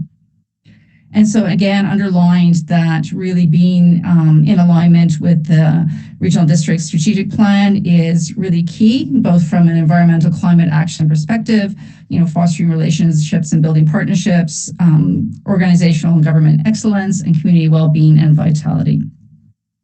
So from this, we established the following guiding principles, and this really helps us assess, what is the correct way forward, and helped us further in the programming stages. I won't read them out loud because I think everyone here can, read faster than I can say them.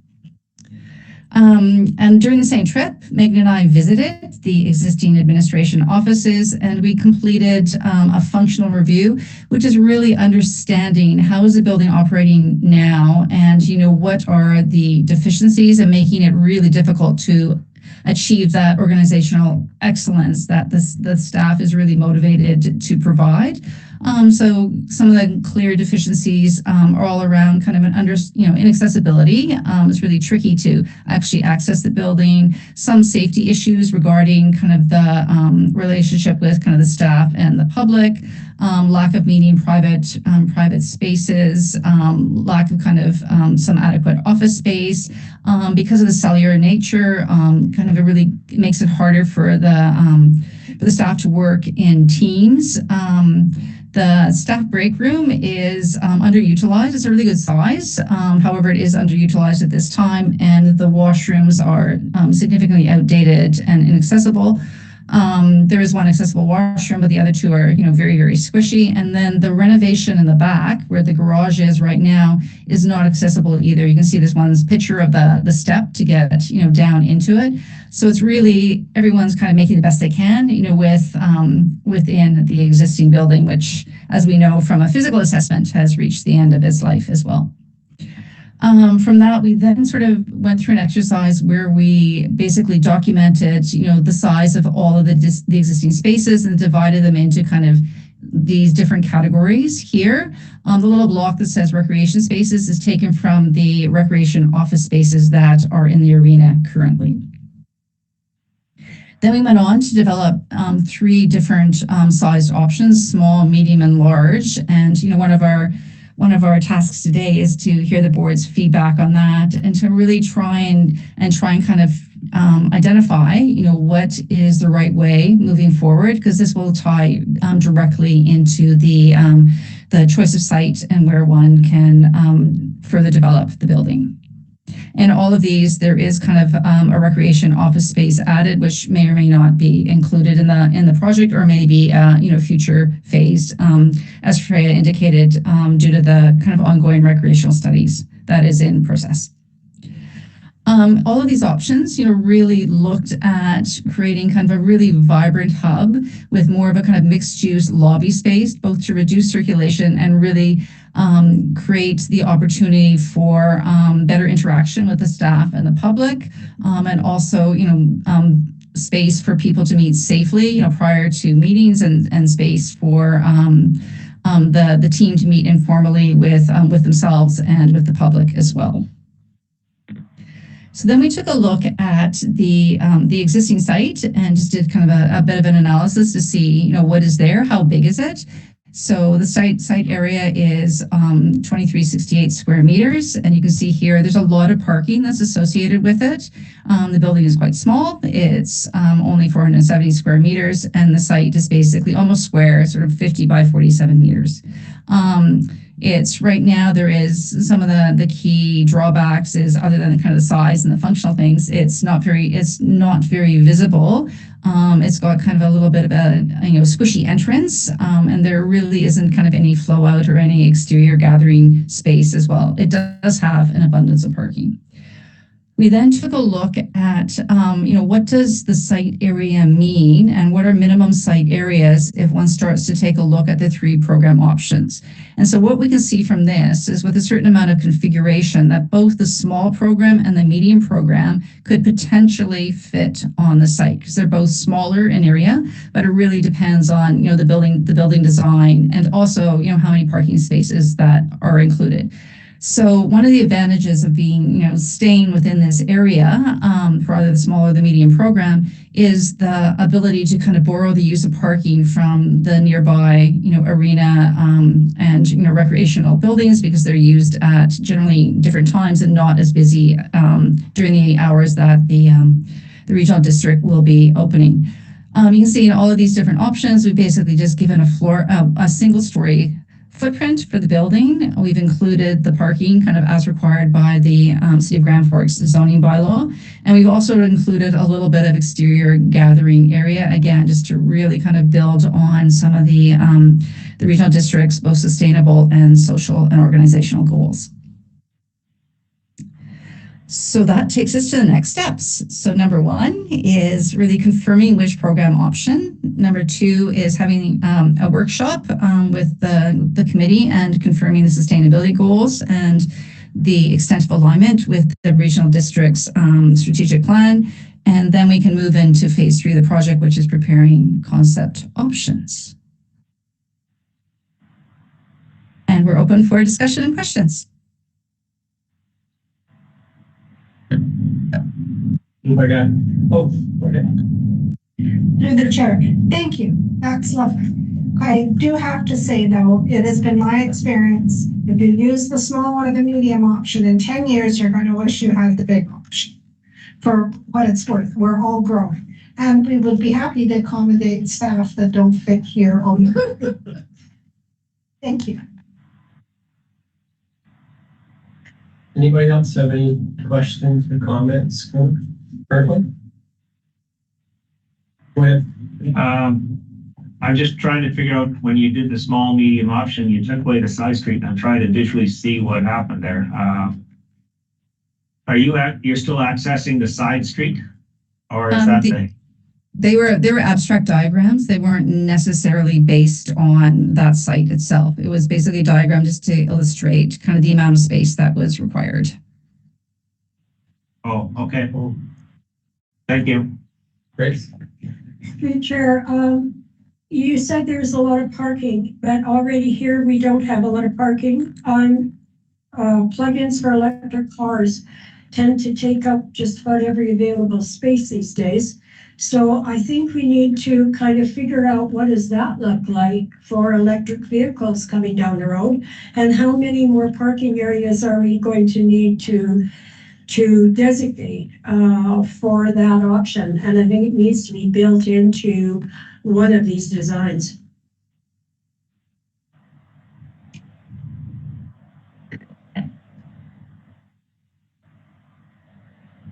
Go ahead. Question, so in your small and medium building size, are the programs or services we would provide, are they any different? Or will be the same in either building, or all three buildings? Yeah. The services are the same in all 3 buildings. It's allowing for future expansion capacity.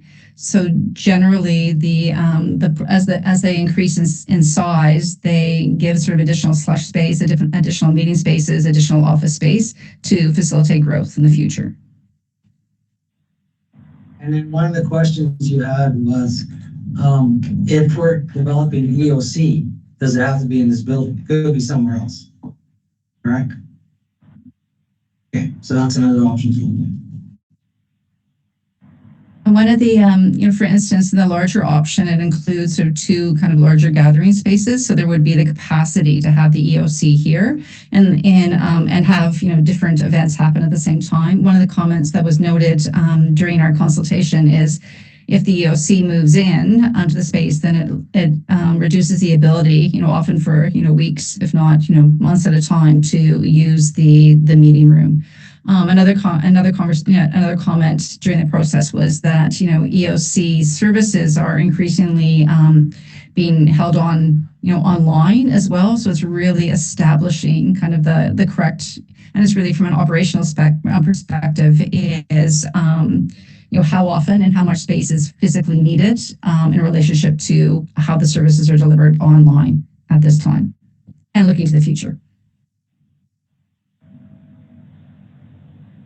Thank you. Back to one of Linda Kay's earlier comments about 0% increases. What is the cost, a current commercial cost per square foot for commercial buildings? Do we have that number? Or any proposed costs on small, medium, large buildings, rentals?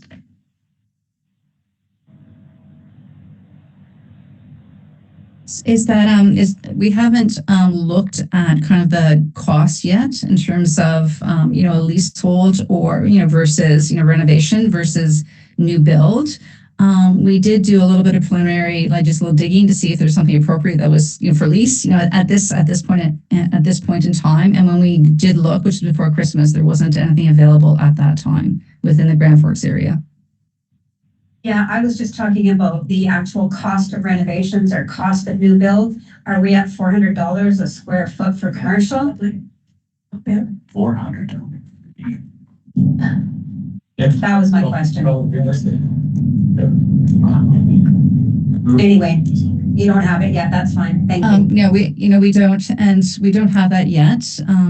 I do believe it's part of the project process to take a look at that once we have, a little bit more info, because a lot of it depends on, is it a renovation versus a new build? What sort of site costs are associated with it, which can really start to change the overall construction costs. So once we've identified, some more options for where the site might be and what the potential are, then it'll be more appropriate at that time to kind of really take a look at what the costs might be. Yeah, thank you, that's fine. And a follow-up, we're challenged at space here now after a renovation that was done a number of years ago. And I'm not 100,000,000% in favor of working from home, but there certainly are still options there, shared workspaces, 2 days a week, 3 days a week for both buildings, and putting our creative thinking caps on where can people work, because we're running out of space again here too. So I hope we're thinking of those options as well.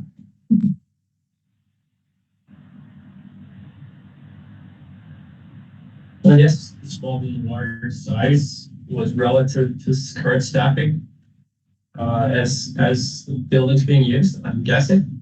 The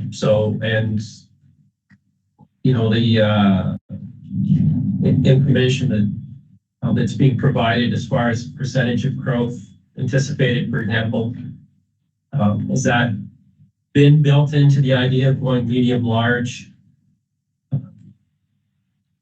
I'm just kind of wondering how that's been established relative to staffing numbers and offices needed. And so we started with, because we did a lot of work with staff to, ascertain what are the roles, who's working in the building now. And then for the small option, we put, it's really interesting because it sort of took into consideration both, the potential to work from home and the potential to, make sure that there's space for everyone in the office. In all schemes, we included basically some team-based or kind of almost like sort of temporary hot desk scenarios, so that people that are coming in just to work for the day, whether they are staff that generally work from home and they're just coming in to work for 1 or 2 days a week, or if there's staff that are located in the trail office are coming to work out of Grand Forks for a day or two. So we built in a certain amount of flexibility for that, within the small one. And then we basically took a look and just sort of expanded that within the medium and the large. In terms of, it's really interesting to look back in terms of, like, for instance, for the large in comparison to the trail building, because as part of the conversation, we also discussed how when the trail building was built, that the downstairs area was used by others or was leased out, and then 15 or so years in, the regional district took it over. So it's what we sort of took that into consideration, but we also kind of, slowed the rate of growth, just kind of looking generally at kind of the rate of growth within the region, and also considering the option to work from home, and that this is probably something that's with us, and it's a way to, for the district to manage growth and kind of build responsibly, and to also kind of, address, and through organizational excellence, really taking a look at, how do policies evolve. And what does that look like moving into into the future, looking at kind of a live-work balance, and what will evolving policy dictate. So we generally, didn't say the large one isn't like twice as big. We sort of modified it to a certain extent to address some of these ongoing trends. And sure. Hi, Shelley. I'm just curious with regards to these plans. Was there any thought put into multi-story, like having a second story that just for future expansion? I think that that's a really good question, and on all of these, we took a look at it being sort of a single-story building, because you're right, and even with a large option, you're still within a floor area that is most efficient, both from a floor plan perspective and a building size perspective, to be a single story building. If it got much bigger than a large story one, then we would definitely start to take a look at what does this mean in terms of 2-story options. At the very kind of basic level, in terms of adding a second floor, you're looking at, minimum of about 600 to 700 square feet additional area, because you have to accommodate a lift, an elevator, plus 2 stair cores for proper exiting. And then with a little bit of net to gross, that will take you up to around 700 square feet. So if you can build it on 1 story, it seems to make a lot of sense. However, with the caveat that depending on the site that is available and where one chooses to locate, or if you're partnering with another use, then a 2-story option could become, really, really interesting. And this is where some of the partnership options, such as looking at the offices in Rossland, where there's affordable housing on top of the administrative offices, is a really, really great partnership. And you can imagine starting to, look with another use, which could indicate there is kind of a multi-level building where the uses are, either rented out, in the short term, or it is sort of a compatible use like like housing, or it's sort of partnering, with other community uses, such as, a while back, I think everyone knows that we worked with Grand Forks on their new community facility. There's a potential that one could partner with them and then have a multi-use or multi-story building. A very long-winded answer, but I hope that was helpful. Oh, yes, it was. Thank you. And I guess my thoughts there are, even if the space isn't used, building costs are they're not going to go lower. Right? So, yeah. And just a thought there. Thank you, Sean. Yes. To the chair, I'm a little concerned about where that building is, because it's actually in a residential area partly. And, I have a husband that built a couple houses, and he much preferred to build new rather than renovate, because your costs are different. And, we know when we started on this building and we opened up some walls, we met up with some pretty serious stuff. And that building in Grand Forks, I'll bet you has some really serious stuff in it. So, I would like this regional district, if I won't be here when this building gets renovated or built, whatever, I'd like you to have a look at a different area in Grand Forks. Maybe adjacent to the arena and the pool and the whatever, and make it part of a scenario that was identified many years ago, or a different building. I'm a bit concerned about expansion, because we know we're not going to get smaller. We're going to get bigger. And Grand Forks area is growing. Christina Lake is growing. The whole of the boundary, I believe, is growing. And after COVID, people started to come to rural BC. So I'm kind of the mind that I'd like to see some other options other than that particular piece of property entertained. I don't think it's going to matter to me in the end. I thank you. Sure. I have to agree with you, Director McGregor. It's listening to Richard speaking to the project in Midway, and also that's owned by the regional district where we are now. So that's still an asset for sale or for other use. Looking at a newer space, I think is really a good idea. I have to agree with you. Yeah, thank you. I know a few years ago, the city of Trail went through a number of exercises on renovations on their city hall to renovate or to go new. It was a real wrestle within the community for a number of years, and we know they didn't get a new city hall. Would a new build be a referendum issue, Bill? Ideally, no. We've tried to keep monies in reserve for buildings over the last several years, and I hate to harp on this, but a lot of our reserve monies have been transferred out for tax requisition smoothing, because we had reallocated the grant and lieu monies, $860,000 to other services, and we covered a lot of those transfers by utilizing our reserve funds. So we've really depleted our reserve funds that are available for building replacements and major capital. But we still do have some monies in there, and there's short-term borrowing available to it. Right. I mean, But when East End Services was looking at $25 million for a new place for our buses and offices, I mean, a new build has got to be around a significant cost, right? So, I mean, the reserves we had wouldn't have built a new building. Shelley, and maybe staff, I'm wondering, have we entertained the idea of collaboration with other organizations? Grant Works, for example, BC Housing, et cetera. There are any Other than discussions, nothing formal, in terms of speaking collaboration. Freya, do you have anything? No, I don't, but we've certainly had the discussion, and I think as part of the process, we were looking at completing this process, which is going to evaluate, kind of the renovations, the new build, wherever that may be, or kind of purchasing and revamping. And then as part of the next stage, if the decision is new build, looking at what those different potential partnerships could be, etc. So just doing kind of baby steps, if that makes sense, with regard to kind of the process to move forward. Director Windman? Yeah, so I'm gonna get back to what I mentioned the last time I jumped into this halfway through. So this isn't a statement of requirement then, this is more like a visualization of needs? Or is this the statement of requirement of what we need?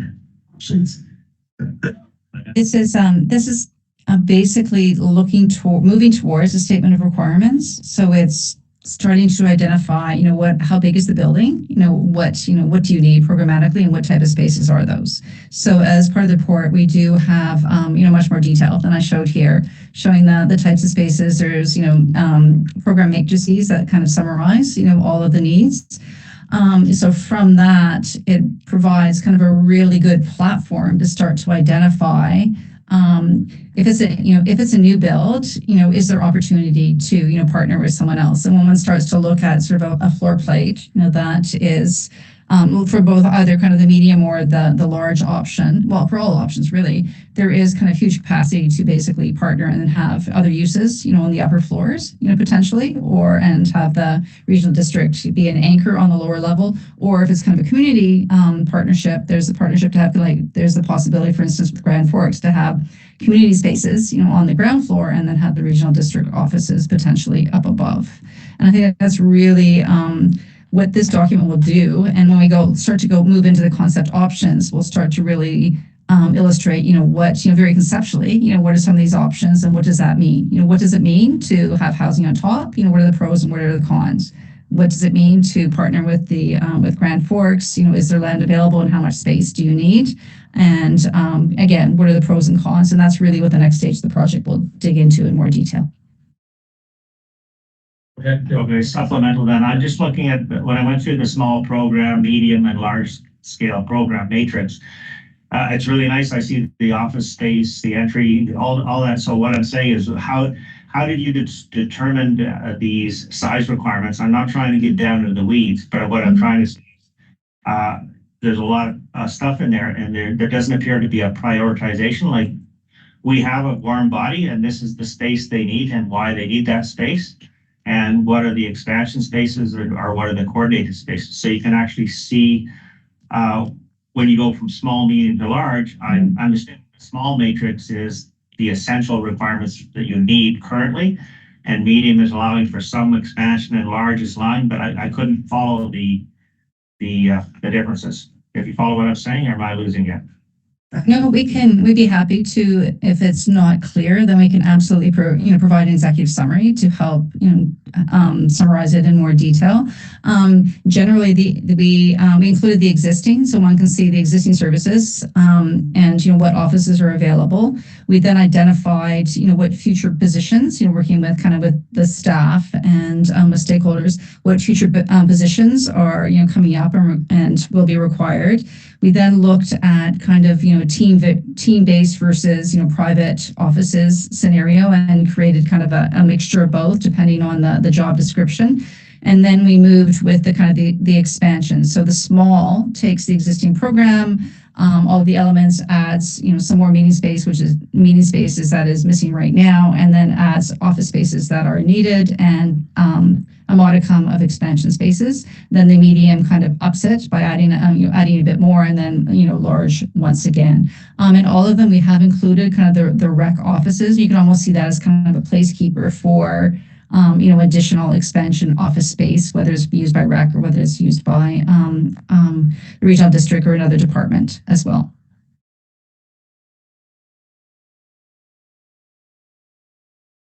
Yeah, I'm just coming back to something you said, Chair.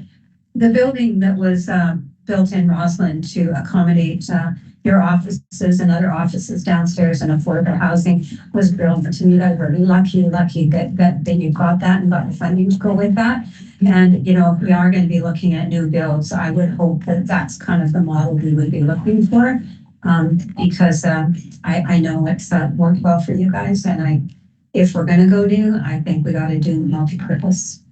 Yeah, the big advantage there was obviously dealing with the brownfield site in our case.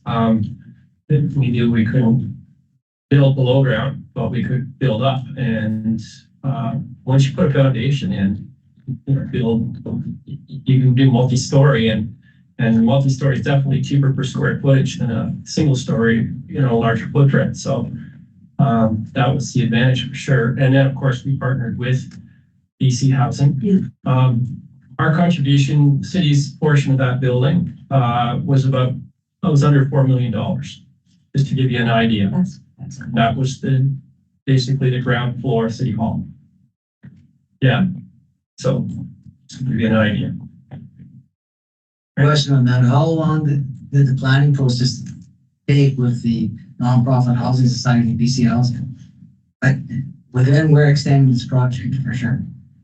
Yeah, I mean, 3 to 4 years, saw this project built, basically. So, and through COVID, I remember that too. We probably lost the better part of a year in construction because of COVID. So, BC Housing, no question, it added more complexity to the whole process. But in the case of that project, BC Housing took on way more responsibility for the project. So including City Hall. So, when it was pulling together all the nuances of design, project management, construction, that was a project that basically our staff, once we had designed, would be relatively hands off. And to do that, to be able to do that was huge. A small municipality or even a regional district doesn't have the resources to support construction like that. We're doing similar to what we're doing with the Columbia Pollution Control Plan, where we've hired the people to manage the project, and we work as overseers. But yeah, I mean, it has its advantages, which should be explored. I have one more question. Obviously, we're not going to make the decision here. What's the next step in this process?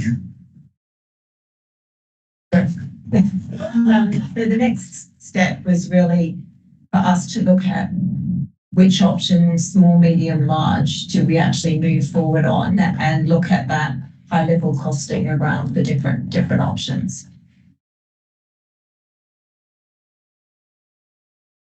Right, Chair. And Chair Merrill, through the chair to Director Everett. Have you guys had any conversations? Peyton? Yeah, you see, Chair. Through the chair, no, we've had no discussions around this at all. I tend to agree with the other directors about housing. That is one thing that we do lack in Grand Forks, particularly worker housing or affordable housing. And I think that it would be a very strong precedent for the regional district to look at that. I think it falls well within the mandate and what we look like as a group. We do not have a ton of land. I'm thinking of city-owned land that we have now available.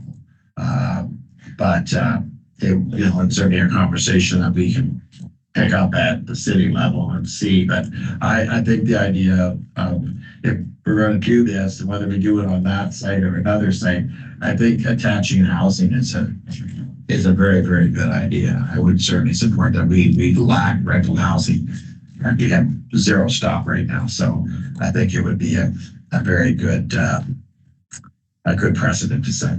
So in that case, potentially too, partnership between the city and the regional district. You know, Certainly BC Housing, we work with BC Housing in ad nauseam sometimes in my city, but there is a conversation that certainly could be had around that too, I'm sure, so. Yeah, and to cover both points in Frank's, how long is this going to take? If there was a partnership with the regional district and the city of Grand Forks, and we know the MLA, you would think maybe there's something we could do there together, right? Oh, yeah. No, I think it's a conversation. There's more power with a joint application. Oh, yeah, absolutely. No doubt about it. So in saying that, small, medium, large is kind of premature as far as making a decision there today. I would suggest that lot size. we look at lot size potential, and if we're looking at a partnership arrangement with BC Housing, then that should be explored and provide more information potentially for us, as far as overall size footprint. Okay, go ahead, Shelley. Thanks very much. I've just been just doing a few numbers while I've been talking about the housing as a possible partnership. And again, because the Rosslyn model is just really, really fabulous. For the large unit, you're probably looking at approximately the large option about 10 units per floor. If you, and that's sort of assuming a mix of 1, 2, and 3 bedrooms. And so you can see instantly if you added 3 floors on top, you'd have 30 units. For the medium option, this is basically saying, okay, it's an extruded floor plate. You'd probably be about 8 units per floor. So that just gives you kind of a sense. The small would be probably very similar to the medium because there's not that much difference. It probably tends to suggest, going to the larger option makes a lot of sense, both in terms of future proofing for the district, and then just creating kind of a larger platform to allow for, the housing to be developed and kind of an economic size, on top. Yeah, thank you very much, Shelley. I actually agree. If you're going to do housing, then make it count. Yeah.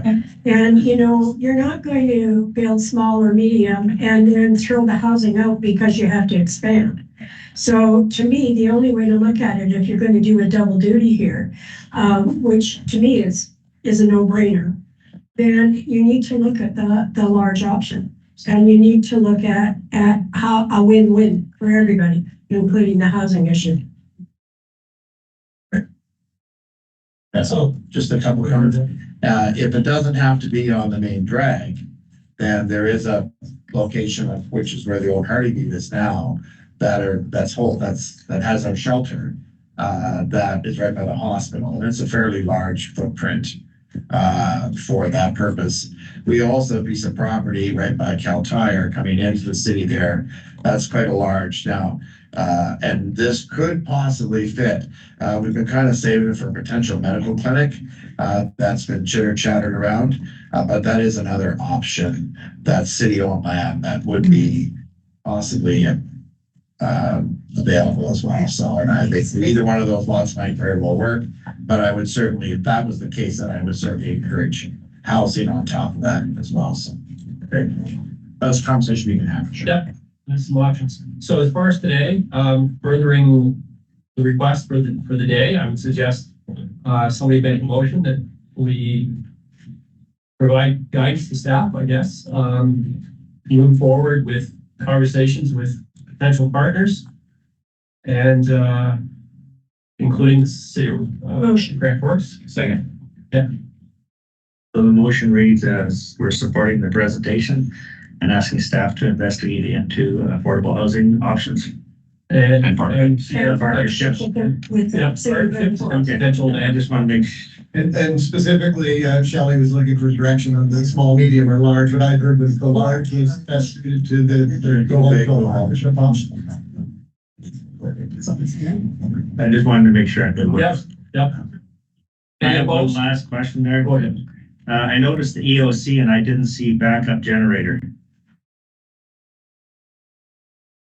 That would definitely be a requirement of the EOC. There's a lot of requirements that come with the EOC in terms of a post-disaster building, and that would be all included within it. Okay, thank you. And as mentioned too, some of the EOCs are moving to virtual. Another space. Yep, that's good start. Well, yep. Upstairs. Well, that reason. Yeah. Yeah. Any opposed? Great. Thank you. Thank you, folks. Really appreciate Shelley and Megan. Thanks so much for coming today. Making your presentation. Freya? Thanks all. It's good to see you again. Thank you. Thank you. Right for now. Yeah. Okay.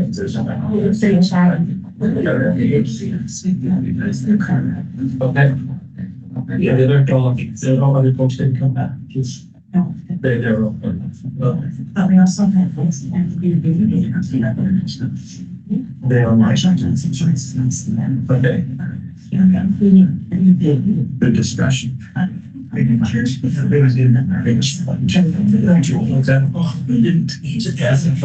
mortis is said he was gonna be visiting you. Which one? Yes, right. Just a question, Well, that maybe I should ask while they were here, is this gonna change their contracts? No, this is part of the process. Even the housing part? Yeah, that, certainly, and that's part of more of the staff side of the work as opposed to the consultant. Andy, you seem to have lost the crowd. I'm focused, I'm just standing up. yeah, no. And at some point, if need be, we can do a file break. So don't hesitate to recommend that, folks. So we're going to go. So what was the other? So we're. NBA. Okay, we're gonna push forward on the agenda bit. NBA. So this is an opportunity to take a look at that recommendation. Board of Directors. Sure, I got the right one here. Yeah, what's the name? Roberts. Oh, NBA. Sorry, we got a 30 plus page agenda today. So it's monstrous. Yeah. NBA, did we say? Yes. So, KJ, this where you have right there. All right. Great. So this is good too. Right. Good. Thank you. Oh, that's second NB. NBA, yeah. The Board of Director tables the application for the Robertson Development Variance Permit Electoral Area C, pending receipt of the following information from King-Hughes contractor, a revised plan for consideration that does not include a second story while accommodating storage of a boat. Okay, so provide the opportunity to comment on it. Yeah, for both the applicant and then also neighbors have been informed that the board would be considering this application, so we should provide an opportunity for any members of the public who would like to speak as well. Okay, so start with the applicant. Hello, good afternoon. My name is Kevin Fairweather, owner of K2 Contracting on behalf of Doug Robertson, the owner of this property. He couldn't be here. He's an absentee landowner. We've been commissioned to put a second story in this garage for the purposes of added storage. Here, the piece of property is small in nature, where a single family dwelling could not fit on it, septic system could not fit on it. This is pretty much the only use of this piece of property. It's a pretty big ask. We're doubling the size of what's permitted, as well as adding doubling the height permitted on the piece of property. It's two-sided, surrounded by trees. The neighbor's not opposed to this. Yeah, I think it's got some attributes to the land. He can clean up his yard a little bit. Utilize more storage that is covered and secured. Security is a problem at this location. And he's trying to keep his assets protected. Thank you. Folks online. Yeah, we should ask if there's anyone online that would like to speak. Okay, ask that if anybody is online who would like to speak to this particular recommendation, feel free to do so. You'll have to unmute yourself if you're muted. And was there any written? There's the staff report. Other than that, there's no letters or any comments. Okay. There was one we received. Then went to all branches. Yeah. Grace can talk while we're waiting, just a thought. What's that? Grace wants to talk while. Oh, yes, go ahead. Considering this is in my area through the chair, we had quite a conversation with these gentlemen at the agency, even though we did not have a quorum. Overwhelmingly, we said we understood one of the setbacks needs to be corrected because it was part of a build that did have a building permit. We also talked about, we think they can accommodate the boat needs and the owner's needs without going that high. And that we asked that they go back and talk to the planning department. Since then, I believe we received a letter as well that has some concerns. Came in your package late today, I believe, Anitra, that had cited the same concerns. So my motion for this is to table it and send it back and offer these gentlemen an opportunity to once again visit with planning and rehab this ask, if you will. So I'm asking for table it. Motion. I'll second. Here in a second, yes. Yep. Any opposed to that? Done, table. Thank you. Thanks very much. Thank you. So just go and Okay. Then Back you to that's the thing that you need that way rather than us. Okay. There is a. Thank you. Well, thank you for your time, everyone. Good afternoon. Yeah.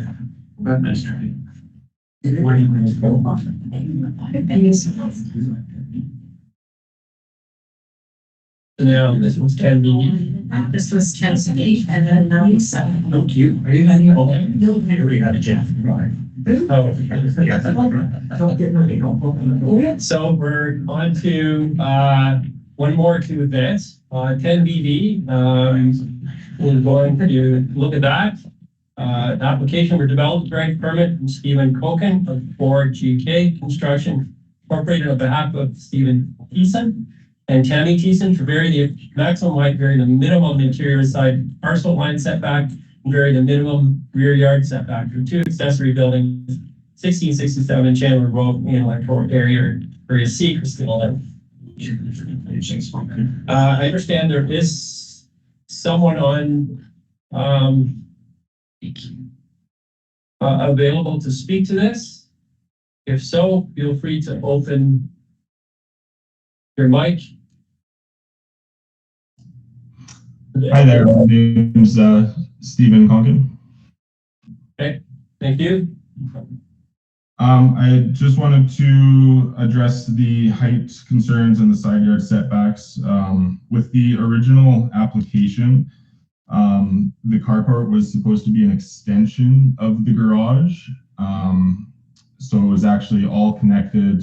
That was engineered with structural timbers. During construction, we wanted to increase the height for additional storage. The owner has a boat that is fairly tall, and for access. I've noticed there's some concerns. Well, firstly, we didn't properly address the height prior to construction, which I fully take responsibility for.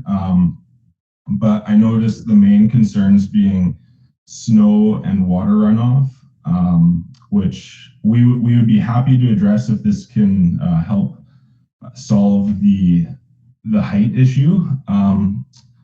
We could use snow mitigation and gutter systems, which aren't currently being used. And you'll actually notice in the imagery, I did provide an email to M. Anderson. I'm not sure that was received, but you'll notice that everything that was constructed is actually the lowest grade on the property. But I understand the side yard setback being a concern from the additional height. Yeah, we're more than happy to address these to hopefully not require a dismantle of the project, which will be very costly. Thank you. Got a staff member to comment on this. Through the chair, thank you. A building permit was issued for this carport. The building inspector, when he went to do one of the inspections, noticed that it was over height. And then through the planning department, we realized that it probably wasn't meeting the setback requirement either. Had requested the details around the setback and found that it was too close to the property line and also too high. The owner at the time, when the building inspector noted that it was over height, he did request that the builder stop construction. There was some other construction activity happening on the property as an actual formal stop work order wasn't issued, but he was asked to stop and to talk to the planning department. What happened in the interim was that the builder continued to build and got it to this stage, because it was just at the framing stage when it was realized that it was over height. Thank you through the chair. So my motion is to not support this.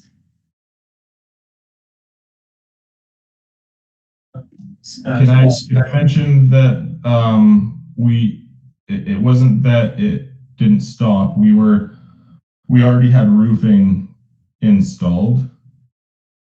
I personally wasn't on site when the request was asked, but from my supervisor's point of view, the roofing was already installed. So we were very well along in the project. So I just want to make that clear. I'm going to go back to Grace actually on this one. I make the motion to not support, to deny. I think Ally was second. Ally second that. Great. Mike, did you have? Well, I was just wondering, like the height that when you first built it, would you put in a building application? Was it the height that you're going to build, or was it the height that the original garage was at? I wasn't a part of the original application. The owner was, and the owner kind of brought us into the picture after the fact. So we weren't a part of the original permit application. Yeah. The height of the building in the building permit application was to the maximum. It met the zoning requirement. Thank you. Any opposed to that motion? It passes. Thank you. Good. Thanks for speaking back. Anything else? Okay. Right, so this is going back to item 11A. Oh, yes. Pop it up. That's the folks that were here before lunchtime.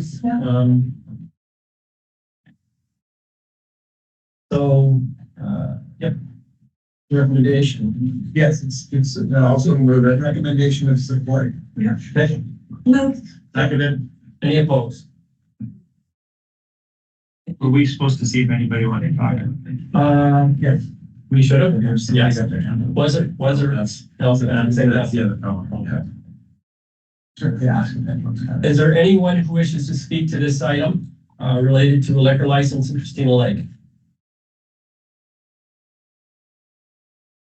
No. All right. Asks. Good. Thank you. Hey, jumping around a bit here, so looking for staff direction. That's it. 9-8.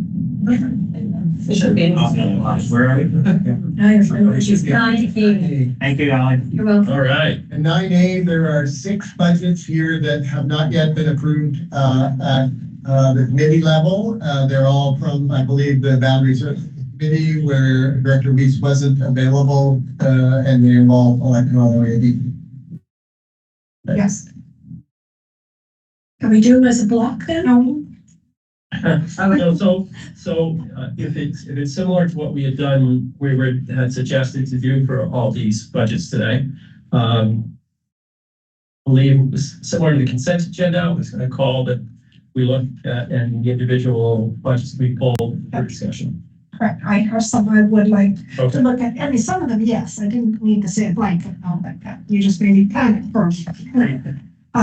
We probably should look at 9C, 9D, and I've got 10 on my list too. 10 AG. I'm not sure what it is, as I know. 9C and D as in dog. Yes, it's in dog. Why don't we just do the 9s right now? Yeah, and they're been approved by me. Okay. Okay. Sure. Thanks, Chair Morrell. 9B is pertaining to the Greenwood Fire Department. I would like it out separately. Okay, 9B as well. Let's do it in correct order. Any 9A is good? Can we go ahead and approve? Yeah, that's our preference. Yes. Yeah, great. Okay. I'm sorry I wasn't there when they came the first time. No, okay, so that's the Grand Forks Rural Fire Department, 057, staff report accompanying document from James Chandler. Proposed budget for the Grand Forks Fire Department 057 are presented. Move over for that, please. I'm removing the. I'll second. Okay. Any opposed to that? Great. 9B, Jerry. If I could give a report before we do the motions, usually we have a fire chief or CAO, but in this case, I'm up, I guess. If we have this opportunity, fumbling through this. Just give a quick report on this department. So, the Fire Safety Act is coming about a year ago now, and it's getting to a point of implementation. And the good news is that it needed to be done. The bad news is there's a lot of downloading to municipalities and regional districts and fire services all over. So the expenses are going up in all these services, due to these type of things. And back to good news, it's kind of forced the Greenwood Fire Service and the Greenwood City to do a deep dive into their service and look at how it's being run and the shortfalls and the downsides of it. And through this, it's been really identified that there's no shortfalls. So on average, you see municipalities and the districts with fire services our size are usually the averages of $250,000 for operations. This particular service runs at about $110,000, and it's grossly underfunded. And what happens when you underfund things, right? The service levels drop. You don't do the training, you don't do the treatment, you don't. Your officers and your chiefs don't get retention training and go to the conferences that they're needing to go to. And all your equipment and your building maintenance also declines. So we're at a position now where we had to make some major changes in the fire service. And CEO Trumley, it's taken a long time to get here, but we've been knowing it's coming for a while. But if anybody has met CEO Trumley, he doesn't do anything half-heartedly. Everything he does is very laborious and well done. So he's put together a plan for this fire service. And on Monday night, we had our meeting, and we increased our fire services by over 100%, just to try to meet the requirements of the new Fire Act and the decision to make sure that this fire department does its job as a department. So the ask of the city of Greenwood is that the regional district increase to the same amounts as that we have increased to for the incoming year. So to be fair, we went $130 per thousand. And of course, with that, as a municipality, we're able to blend a little bit. So we did take some of our community works funds, I believe our community forest funds to bridge the gap. So it wasn't such a huge hit on the constituents, but nonetheless, it still applies that we're in the need of this increase, and we're looking for the district to have some form of an increase in the same amount. Yes. Yeah, I can appreciate that. It's very small, budget here, and I understand the challenges that you're facing. I think this, we're facing, yeah, and it kind of overlaps because we have, the Kettle Valley, Force, Fire Department, getting training through Midway, and then Greenwood, you're coming, you're, abiding Area D. And I understand that, when you basically burned down a single block last summer, Midway came and, Chief Doy, that I think called in Grand Forks, like the two of us aren't gonna be able to handle this. So I think it needs, more discussion and collaboration at the committee level. And I'd like to, make a motion to refer the work plan and budget to, what do you think, Mark? We need to adopt the budget. Discussions can move on, and if you would like to increase the budget pending those discussions. Actually, it is gonna take some time to work through all this. Yeah, if you're thinking there may be a potential for increasing the contribution to the city, you may want to increase the budget now, but hold off on actually how much gets paid to the city based on the result of those discussions, but just to have the monies available to you. Yeah, absolutely. Currently, the requisition proposed for 2025 is 26,631. Over the last several years, we've been incrementally increasing the budget, our requisition and contribution to the city of Greenwood based on largely CPI increases. But if you're wanting more to have monies available for potentially contributing more, now's the time to let us know, but that should be included. What's the ask? So the tax requisition right now is 0.49, and we as a city have bumped up to 1.30 for the city. So for us, it goes from the 108 that we put into it to 170,000. And from the regional side, it would be about 26,000 to 77,000.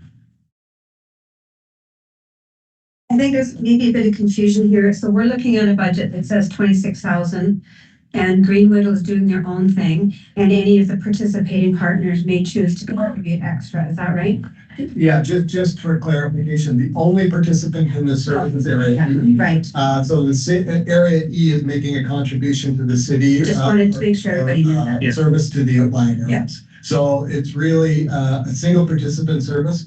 Any single participant service, the entire board votes on, but largely and usually would look for direction from the director. That's fair. Thanks, Chair Ralph. I can add to it as well. This is just the operational budget right now. Like we've also earmarked about $500,000 worth of yes, towards equipment upgrades, building upgrades, training, and retention of officers. So this budget that we're seeing right now, and it's huge, I understand that. But to be fair, it's only to meet the requirements that they're really not meeting at this time. There's still a whole bunch of capital spent that's not even in this portion of the budget. So again, we went from 0.49, the same tax requisition as this one, at 87,000 to 1.30, which bumped us up to about 168,000. So I understand it's a big ask, and I'm expecting conversation, but it's a necessity.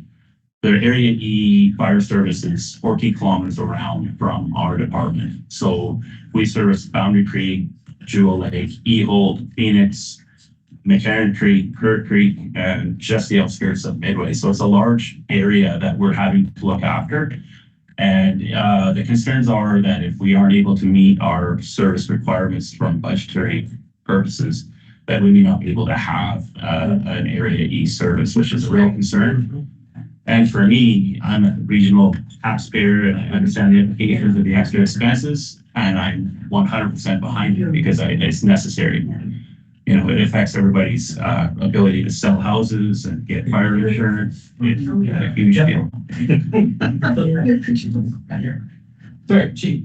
Just want to think help the conversation. Like some of this fits into the work that we tried to do a number of years ago, pre the last election cycle, around like area fire services and looking at them at the time. And so I think it could be going back to dusting some of that conversation off that James was trying to lead at the time between the city, Bigwood, Midway, and RDKB at the time. And then to the rate structure, like when we recently were looking at the regional fire chief leadership model that we talked about. The rates currently for the other fire services within ERD. So upstairs, Big Lake, Grand Forks Rural, and King Lake, we kind of average in that right about 1.1, 1.0. So the 1.3, I'm just saying, isn't that far different from others in the area in support of the conversation. Thanks, through the chair. Exactly. And to look at the Kettle Valley District 1, when they had some requirements to meet, they bumped theirs up to $1.37, I think, and it stayed there for a few years while they balanced out the budget, and then it went back down to $1.07 or something like that, I believe. So, yeah, I understand this looks huge, but the implications of this in the long term, if it's not done, it's pretty big. So I'm hopeful that we can figure out. And again, we blended between, potentially gas tax or community forest and taxation together. So it's not exactly the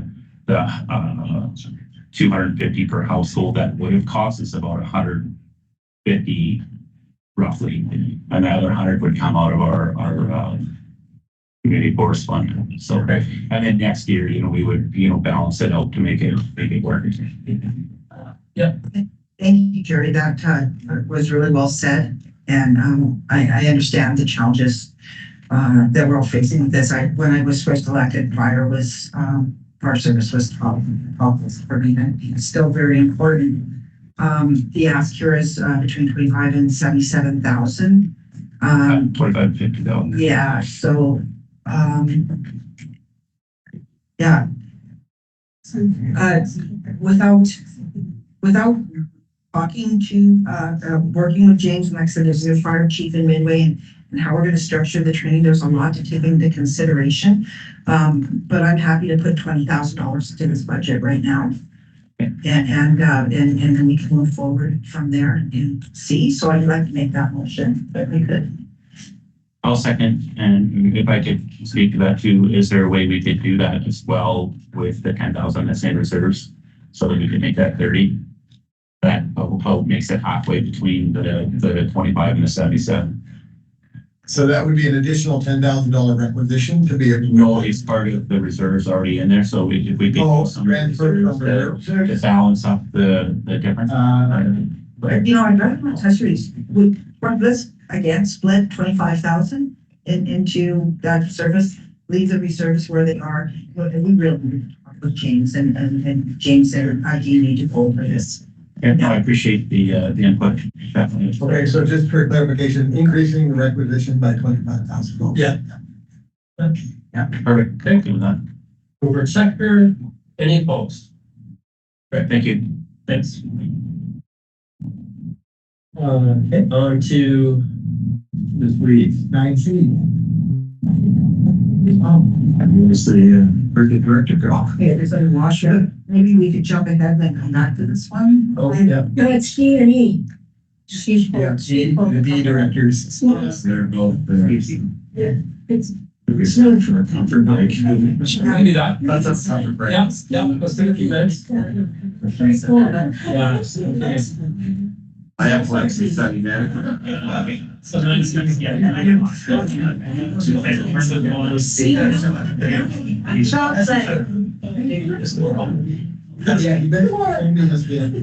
you mentioned it. Come on now, right? Front of the store, get her some chocolates. Okay, Yeah, the sales manager didn't. Yeah, you can send that to me.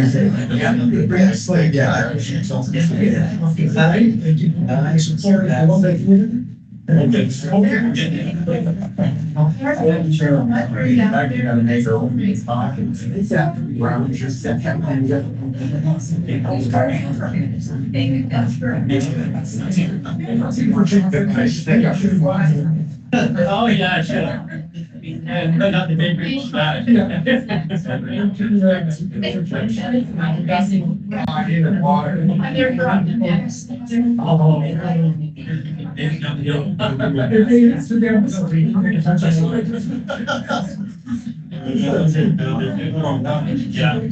you can do some script, you gotta stand on stage.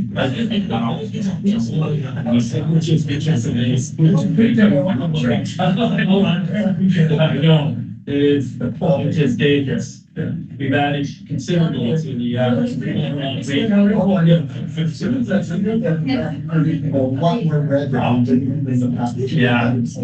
no question there. Take your basket. Everything else is lost. I need anything else. Yeah, there's CD countries. Oh, that's my go-to as well. Yeah. It's so dangerous, being wind there. Exactly. Oh, yeah. Yeah, that's right. And they're closer to die for it. No, it's, and Jesus, so my Lord, he's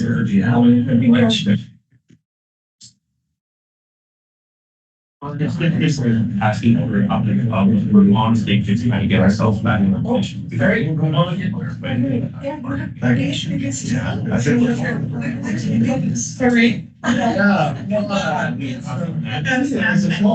Sugar.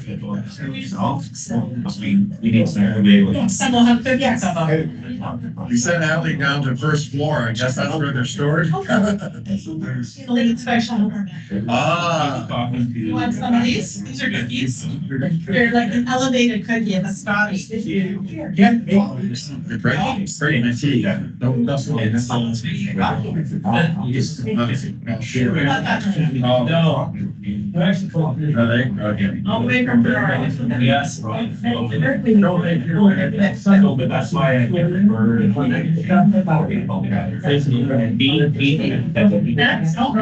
I don't think I'm beat by over. Yeah, yeah.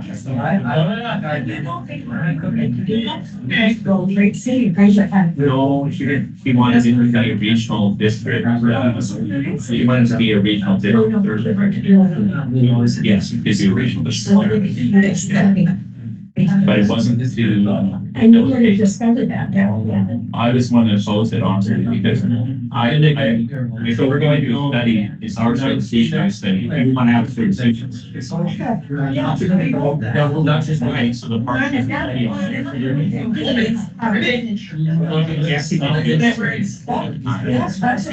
That's there. Yeah. No, as long as it's certification. In the future, right? But it was never conveyed that way to me. I'm the board member sitting Well, I here. was. So, yeah, I was good. I know I opposed it. I was, I opposed it. Look at that. I was here. Nope, it was me. The initial stage of it, I opposed it. I'm not in, that's fine. But I was just not knowing that I'm very excited about it. Look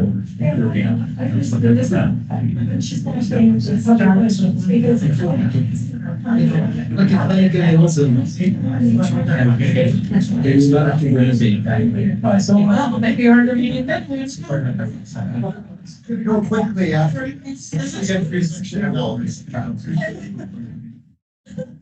Hey, hold on. Linda. She didn't get it. Maybe we can go back. I have somebody that Valley talked to. Back in cat orchards. That's very good. So consider. That's been burned down years ago. Yeah.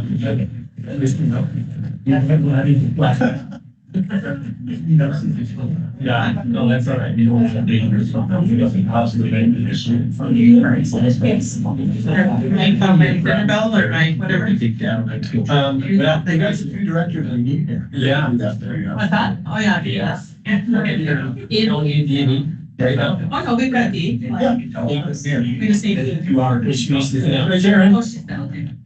Yeah. Let's go. That's her. Okay. You know what? Think about, I agree, let's go next. Stop to read, Jeff. Okay. So because we have the two directors here, item C, is area D&E noxious weed control. Documents from Gene Dougal, Environmental Services regarding the 2025 work plan, proposed budget for area D and E noxious weed control, 019 service representative. We did make the motion to, Yeah. for the work plan and approve the budget. Yes, Yes. for the work plan, and I vote to approve the budget. Yeah. Great. So second, first, second. Yeah. job. Y'all well done, Janine. And Thank you. that, I was gonna call it the obnoxious ones. It's related, so thank you. I should. Well, remember that, Janine. okay. That's funny. Okay, on to item D, 9D, budget boundary transit 950. Staff report, company document from James Chandler, general manager, operations regarding proposed budget for boundary transit 950 service as today. Yes. My concern is the fact that some of this money comes out of my grant and aid. I've said several years in a row now that I would much rather us find somewhere else for that money to come out of. It's like $13,000 comes out of my grant and aid. Yes. For what? Transit? Yeah. Transit, and I don't like that. My grant and aid is for granting and aiding, not.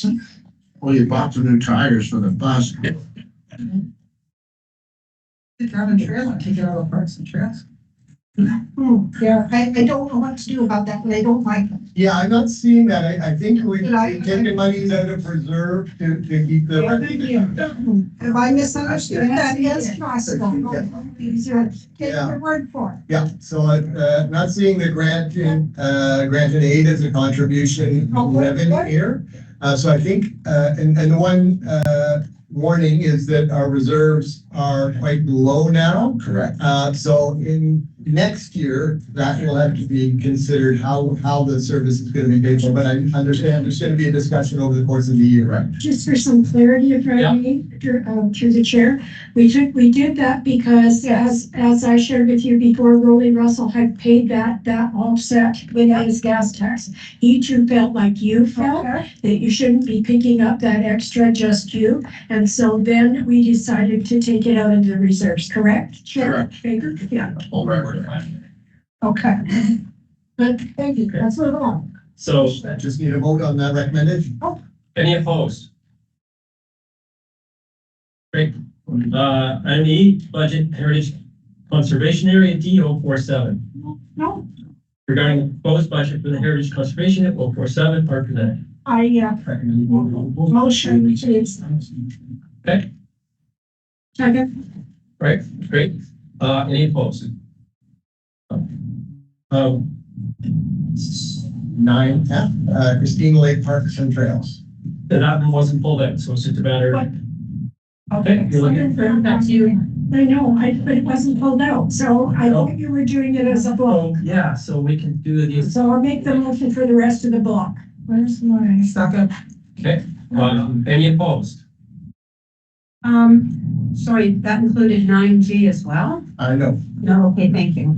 Oh, okay. So just up to 9F, correct? All right. Done. All right, 9G, consolidated 5-year financial plan draft. Staff report dated February 12th, 2025. Missing a two there. Or has the same CFO regarding the second draft of the 2025-2029 5-year financial plan is presented.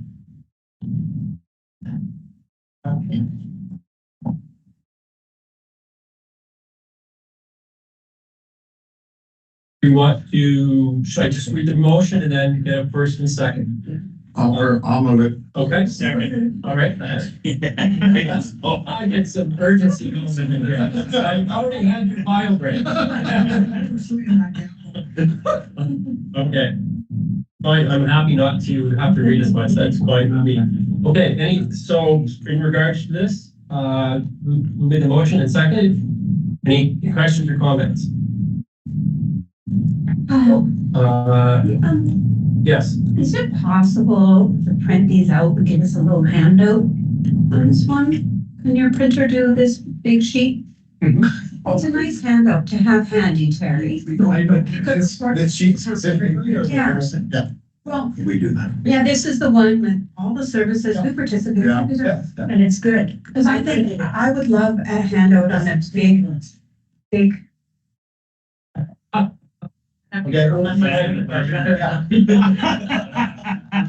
As if it's not in the budget, I'm not approving it. My grant aid. Okay, other than that, any other questions? Any other questions or comments? Any opposed? Passes. On 10, committee recommendations for board directors, recommendations to the board referred by respective RDKB committees are presented for consideration. So is this another block? Yeah, 10B through 10AZ are all budgets and work plans that have been approved by, recommended approval by the various committees. So we're suggesting those be approved as a block. Okay, except for the opportunity to pull out Yes. individual ones that folks would like us to do. So do you give me the number? 10AD. A and D? 10AD. Yes. 10 AL. And AL, okay. Any others? Linda, you had your, no? No, I was just Grace had moved it. I was gonna second it. I Okay. didn't before you said you were. Okay, Thank you. let's start with 10AD. Thank you, Chair. So on 10AD, it's Area East Economic Development Service 079. And on page 4, under contracted services, I would like line 5 change from trails to the boundary to contract. That was approved at Boundary Services Committee, and I actually read the draft minutes and it wasn't in there, so I let Lara know that as well. I'll say it. Okay. So looking for, so we got a person, did you get a motion now? Yeah, that makes Okay. All right. Any opposed? Good, passes. Now the other one was 10AL. Yeah, that's mine. That's East End Services Economic Development. I want to approve the requisition as presented. I just want East End Service to go back over the work plan. Great. Seconder that, so Linda, and any opposed to that? Just to be clear, we're approving the budget and not the work plan, but you do. Deferring the work plan. Yeah. On. Any opposed? No. Okay. And then now I'll do the blankets. Yeah, the block of all the others. Yep, the block. So Grace, and a seconder, please. Thank you. And that takes us to 10. Facility. 10, yeah, what is it, all the way through? 10 DD. I might do the green line plus here. Is this? Under Mountain. NBA. Electoral areas. Oh, that's been done. Oh, we've done that. So, yeah, fine. BC, 10BC. letter of support. Okay. There we go. We just smoked a pile of paper here. 10BC, the Board of Directors direct staff to write a letter of support for the City of Roslyn's application for a Canada Public Transit Fund Grant to construct the Green Link Trail from Roslyn to Ward. I'll make the motion. Right, and seconder, please. I'll second it. Right. Go ahead. We had a brief conversation about this at East End. My concern remains the same. I believe Roslyn is paying for this portion of the trail that's going to be developed, right? Well, with grant. Right, but I know Roslyn's got some money in it too. My concern is when we get to Area A, which is the longest section, who's going to be paying for what? Because we have not established the funding model here, so Right. concerns me. I just want to make that again known. Yeah. Any opposed? Great, thank you. And, Well, we could have your 500. Unfortunately, I'm opposed. Never have any. Yes. I'm just bringing up that 10AR was supposed to be an increase in sales service of 8% and it's still at 3%. So I don't know if that's an old one that was missed. It's a bylaw that's coming, that hasn't passed yet. So I'm confused. The bylaw's later in the agenda, I believe. To make that change, that hasn't been made yet. Right? It'll. I think I'm still thinking about it. Yeah, it's all right. We're fine. Okay, so on to 11B. 11B. Freya. Okay. Thanks for hanging in there, Freya.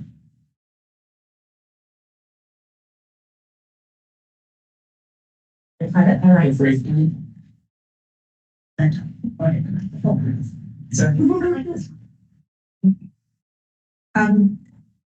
Thank you, Chair. The staff report is really asking for the board to approve a letter to go to the Minister of Environment and Climate Solutions, highlighting some of the challenges we're experiencing within our region, but we're also experiencing them in our neighbouring regions as well, with regard to our residents, income qualified residents, accessing the enhanced grants through the energy savings program. At the moment, the province still does have this enhanced program for income qualified households. It can be up to $41,900, which we know is quite a substantial amount of funding to do home energy upgrades. It is quite specified, and one of the requirements under this program is to actually use registered contractors. So these registered contractors have gone through best practice training, they have all of the insurance, WorkSafe BC in good standing, and business licenses as well. And so that's actually, that first requirement is what we use it as part of the RDKB Home Smart Registered Contractors as well. And then they go to the next step, which is to sign on to the Energy Savings Program. And that allows them to have their payments going directly to them instead of going via the rebate process. So the rebate or the incentive goes directly to the contractor, and the resident pays for the further amount to finish that retrofit as well. At the moment, we're having considerable trouble finding contractors that will participate in the program. We've also had some of our general contractors actually remove themselves from the lists as well. One has done that formally. We've got 4 window and door, or had 4 window and door contractors, which is the most popular upgrade in our program. And one has formally removed themselves, and the other 3 are basically not taking goods as well. And part of the issues associated with that are how the program's actually designed.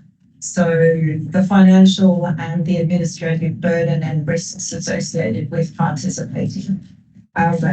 So that could be the upfront costs in which they're actually having to kind of, look after until they actually get paid at the end of the job, which they will have limited credit with suppliers to look after the, for example, the windows. But that does take time to actually pay them. Once their invoice is in, if it's correct, it is quite quick on the province's side, but they've still got that cash outlay with people's time, etc. as well. There are examples within our region and our neighbouring region where contractors have potentially used the wrong piece of equipment that's not on the list, or they've missed something like some asbestos and had to go forward and do further work in that removal, and are bearing the cost of that because they can't move. One of our contractors that has removed himself from the list has done over 40 quotes, and only one has turned into basically coming into a job and he actually lost money on that job as well. So there's a number of kind of challenges from the contractor's perspective, and we know this is an industry where we have a shortage. It is much easier for contractors to go into the new build space. It is far less risky because you don't know what you're opening up. A lot of our contractors in this region actually do time and materials for that reason. So for all of those reasons, we've been working collectively with Roslyn Retrofit Assist, with RDKB and City of Nelson's reprogram to look at what we can do as concierge services to help improve the situation. For example, managing our clients' expectations around costs is a really important one. So if they're not pulling out a contractor to give them a quote and it not moving forward as well. We've also been looking at having discussions with the different departments within the province, and before the election we did actually sit down and have that discussion with them. Unfortunately, we're not seeing contractors coming through. As I said, in the last month we've actually had one formally remove themselves as well. So what we're proposing is to send a letter to the minister raising it to his attention, and have come up with a series of suggestions of options. There's obviously two sides to everything. Options around how we could potentially enhance the program to make sure people can have access to them. So things like kind of pre-approving measures within before the contractor actually goes and does the upgrade, to in small and rural communities a potential advance payment as well. And there obviously needs to be controls around that from the provincial perspective. It's money, so there's administrative perspective. What sort of incentives could we have to bring contractors into this space, and making sure that when contractors are going through education processes, they've also learned about business administration as well. So we are trying to work with a number of different parties to move it forward, but this is an opportune time when we think there are some changes that could be coming through into the program over the next I would say kind of 3+ months as the province does its review. Opportune time to actually put these issues forward to them and see what can be addressed. Also moves the right one. Great. I'll second Thank you. Any opposed? Thanks for. Yeah. Good luck, prayer. Yeah. Mr. Dix, I said hello. Something that don't think for DNA potentially and big RDKB or AKBLG. Okay, item C, grants and aid. Motion. Again. Any opposed? Bylaws, 12.8, recommendation from Electoral Area Service Committee, February 13th, is the Regional Boundary Board of Directors read Regional District Boundary Municipal Ticket Information Bylaw number 1902/2025 for first and second time. Motion. Any opposed? And then the Regional District Boundary Board of Directors adopt Regional District Boundary Municipal Ticket Information Bylaw number 1902, and further the chair and corporate officer be directed to sign the bylaw. Motion. And Chris. Any opposed? Items. Oh. Right. Okay. Item 12B, 1904, Beaver Valley regulation rates. Board of Directors, Beaver Valley Water Service Regulations Rates Bylaw number 1904/2025 be read at first, second, and third. Bill and. Isn't that a stakeholder? Isn't this a stakeholder vote? It's been sold, yes. Yeah. It's a bylaw. Yeah. Okay. So, Ally automatically. I'm thinking about it, isn't it? Okay. Any opposed? And the Beaver Valley Water Service Regulations and Rates Bylaw number 1904/2025 be adopted. For the chair and corporate officer be directed to sign the bylaw. Mover and seconder. Yes. Any opposed? Item C, 1905 revenue anticipation bylaw 205, 2/3 consent vote required. Three readings adoption. The Regional District of Cooney Boundary, year 2025 revenue anticipation boring bylaw 1905-2025 be read a first, second, third time. Grace and a seconder. Any opposed? And that the Regional District Cooney Boundary 2025 revenue anticipation boring bylaw number 1905-2025 be adopted. Further that the chair and the corporate officer be directed to sign. Great, thank you. Any opposed? Financial plan amendment, or have Chief Officer, the report dated February 26, 2025. Had introduced the financial plan amendment bylaw number 1906 is presented. The Regional District of Cooney Valley Financial Plan Amendment bylaw number 1906-2025 be read at first, second, and third time. Great. Any opposed? The Regional District Cooney Valley Financial Plan Amendment bylaw number 1906-2025 be adopted. Further, the chair and corporate officer be directed to sign the bylaw. Grace. Any opposed? Late merchant items. Better not be. Did I hear that? Straight, that's how I figured under her breath. Yeah. Separate the sentence. Let's wait for a change. Discussion of items for future meeting. I have, Okay, go ahead, Frank. I suggest that at our next board meeting, that Andy brings a Mountain Nugget chocolate stew. Second that motion. And we'll put it in the budget, right? Yeah. Thank you. Come on, Vice Chair, go, run the board. Question period for public and media. Okay, there's a lot of public on today. Any folks that are in public gallery today, online, would like to comment or question, feel free to do so at this point. Doesn't appear to be. No closed camera meeting, looking for adjournment. Motion. There we go. All right. Well, good job to everybody. Well done. Thanks, Andy. Yeah. Good. Thank you.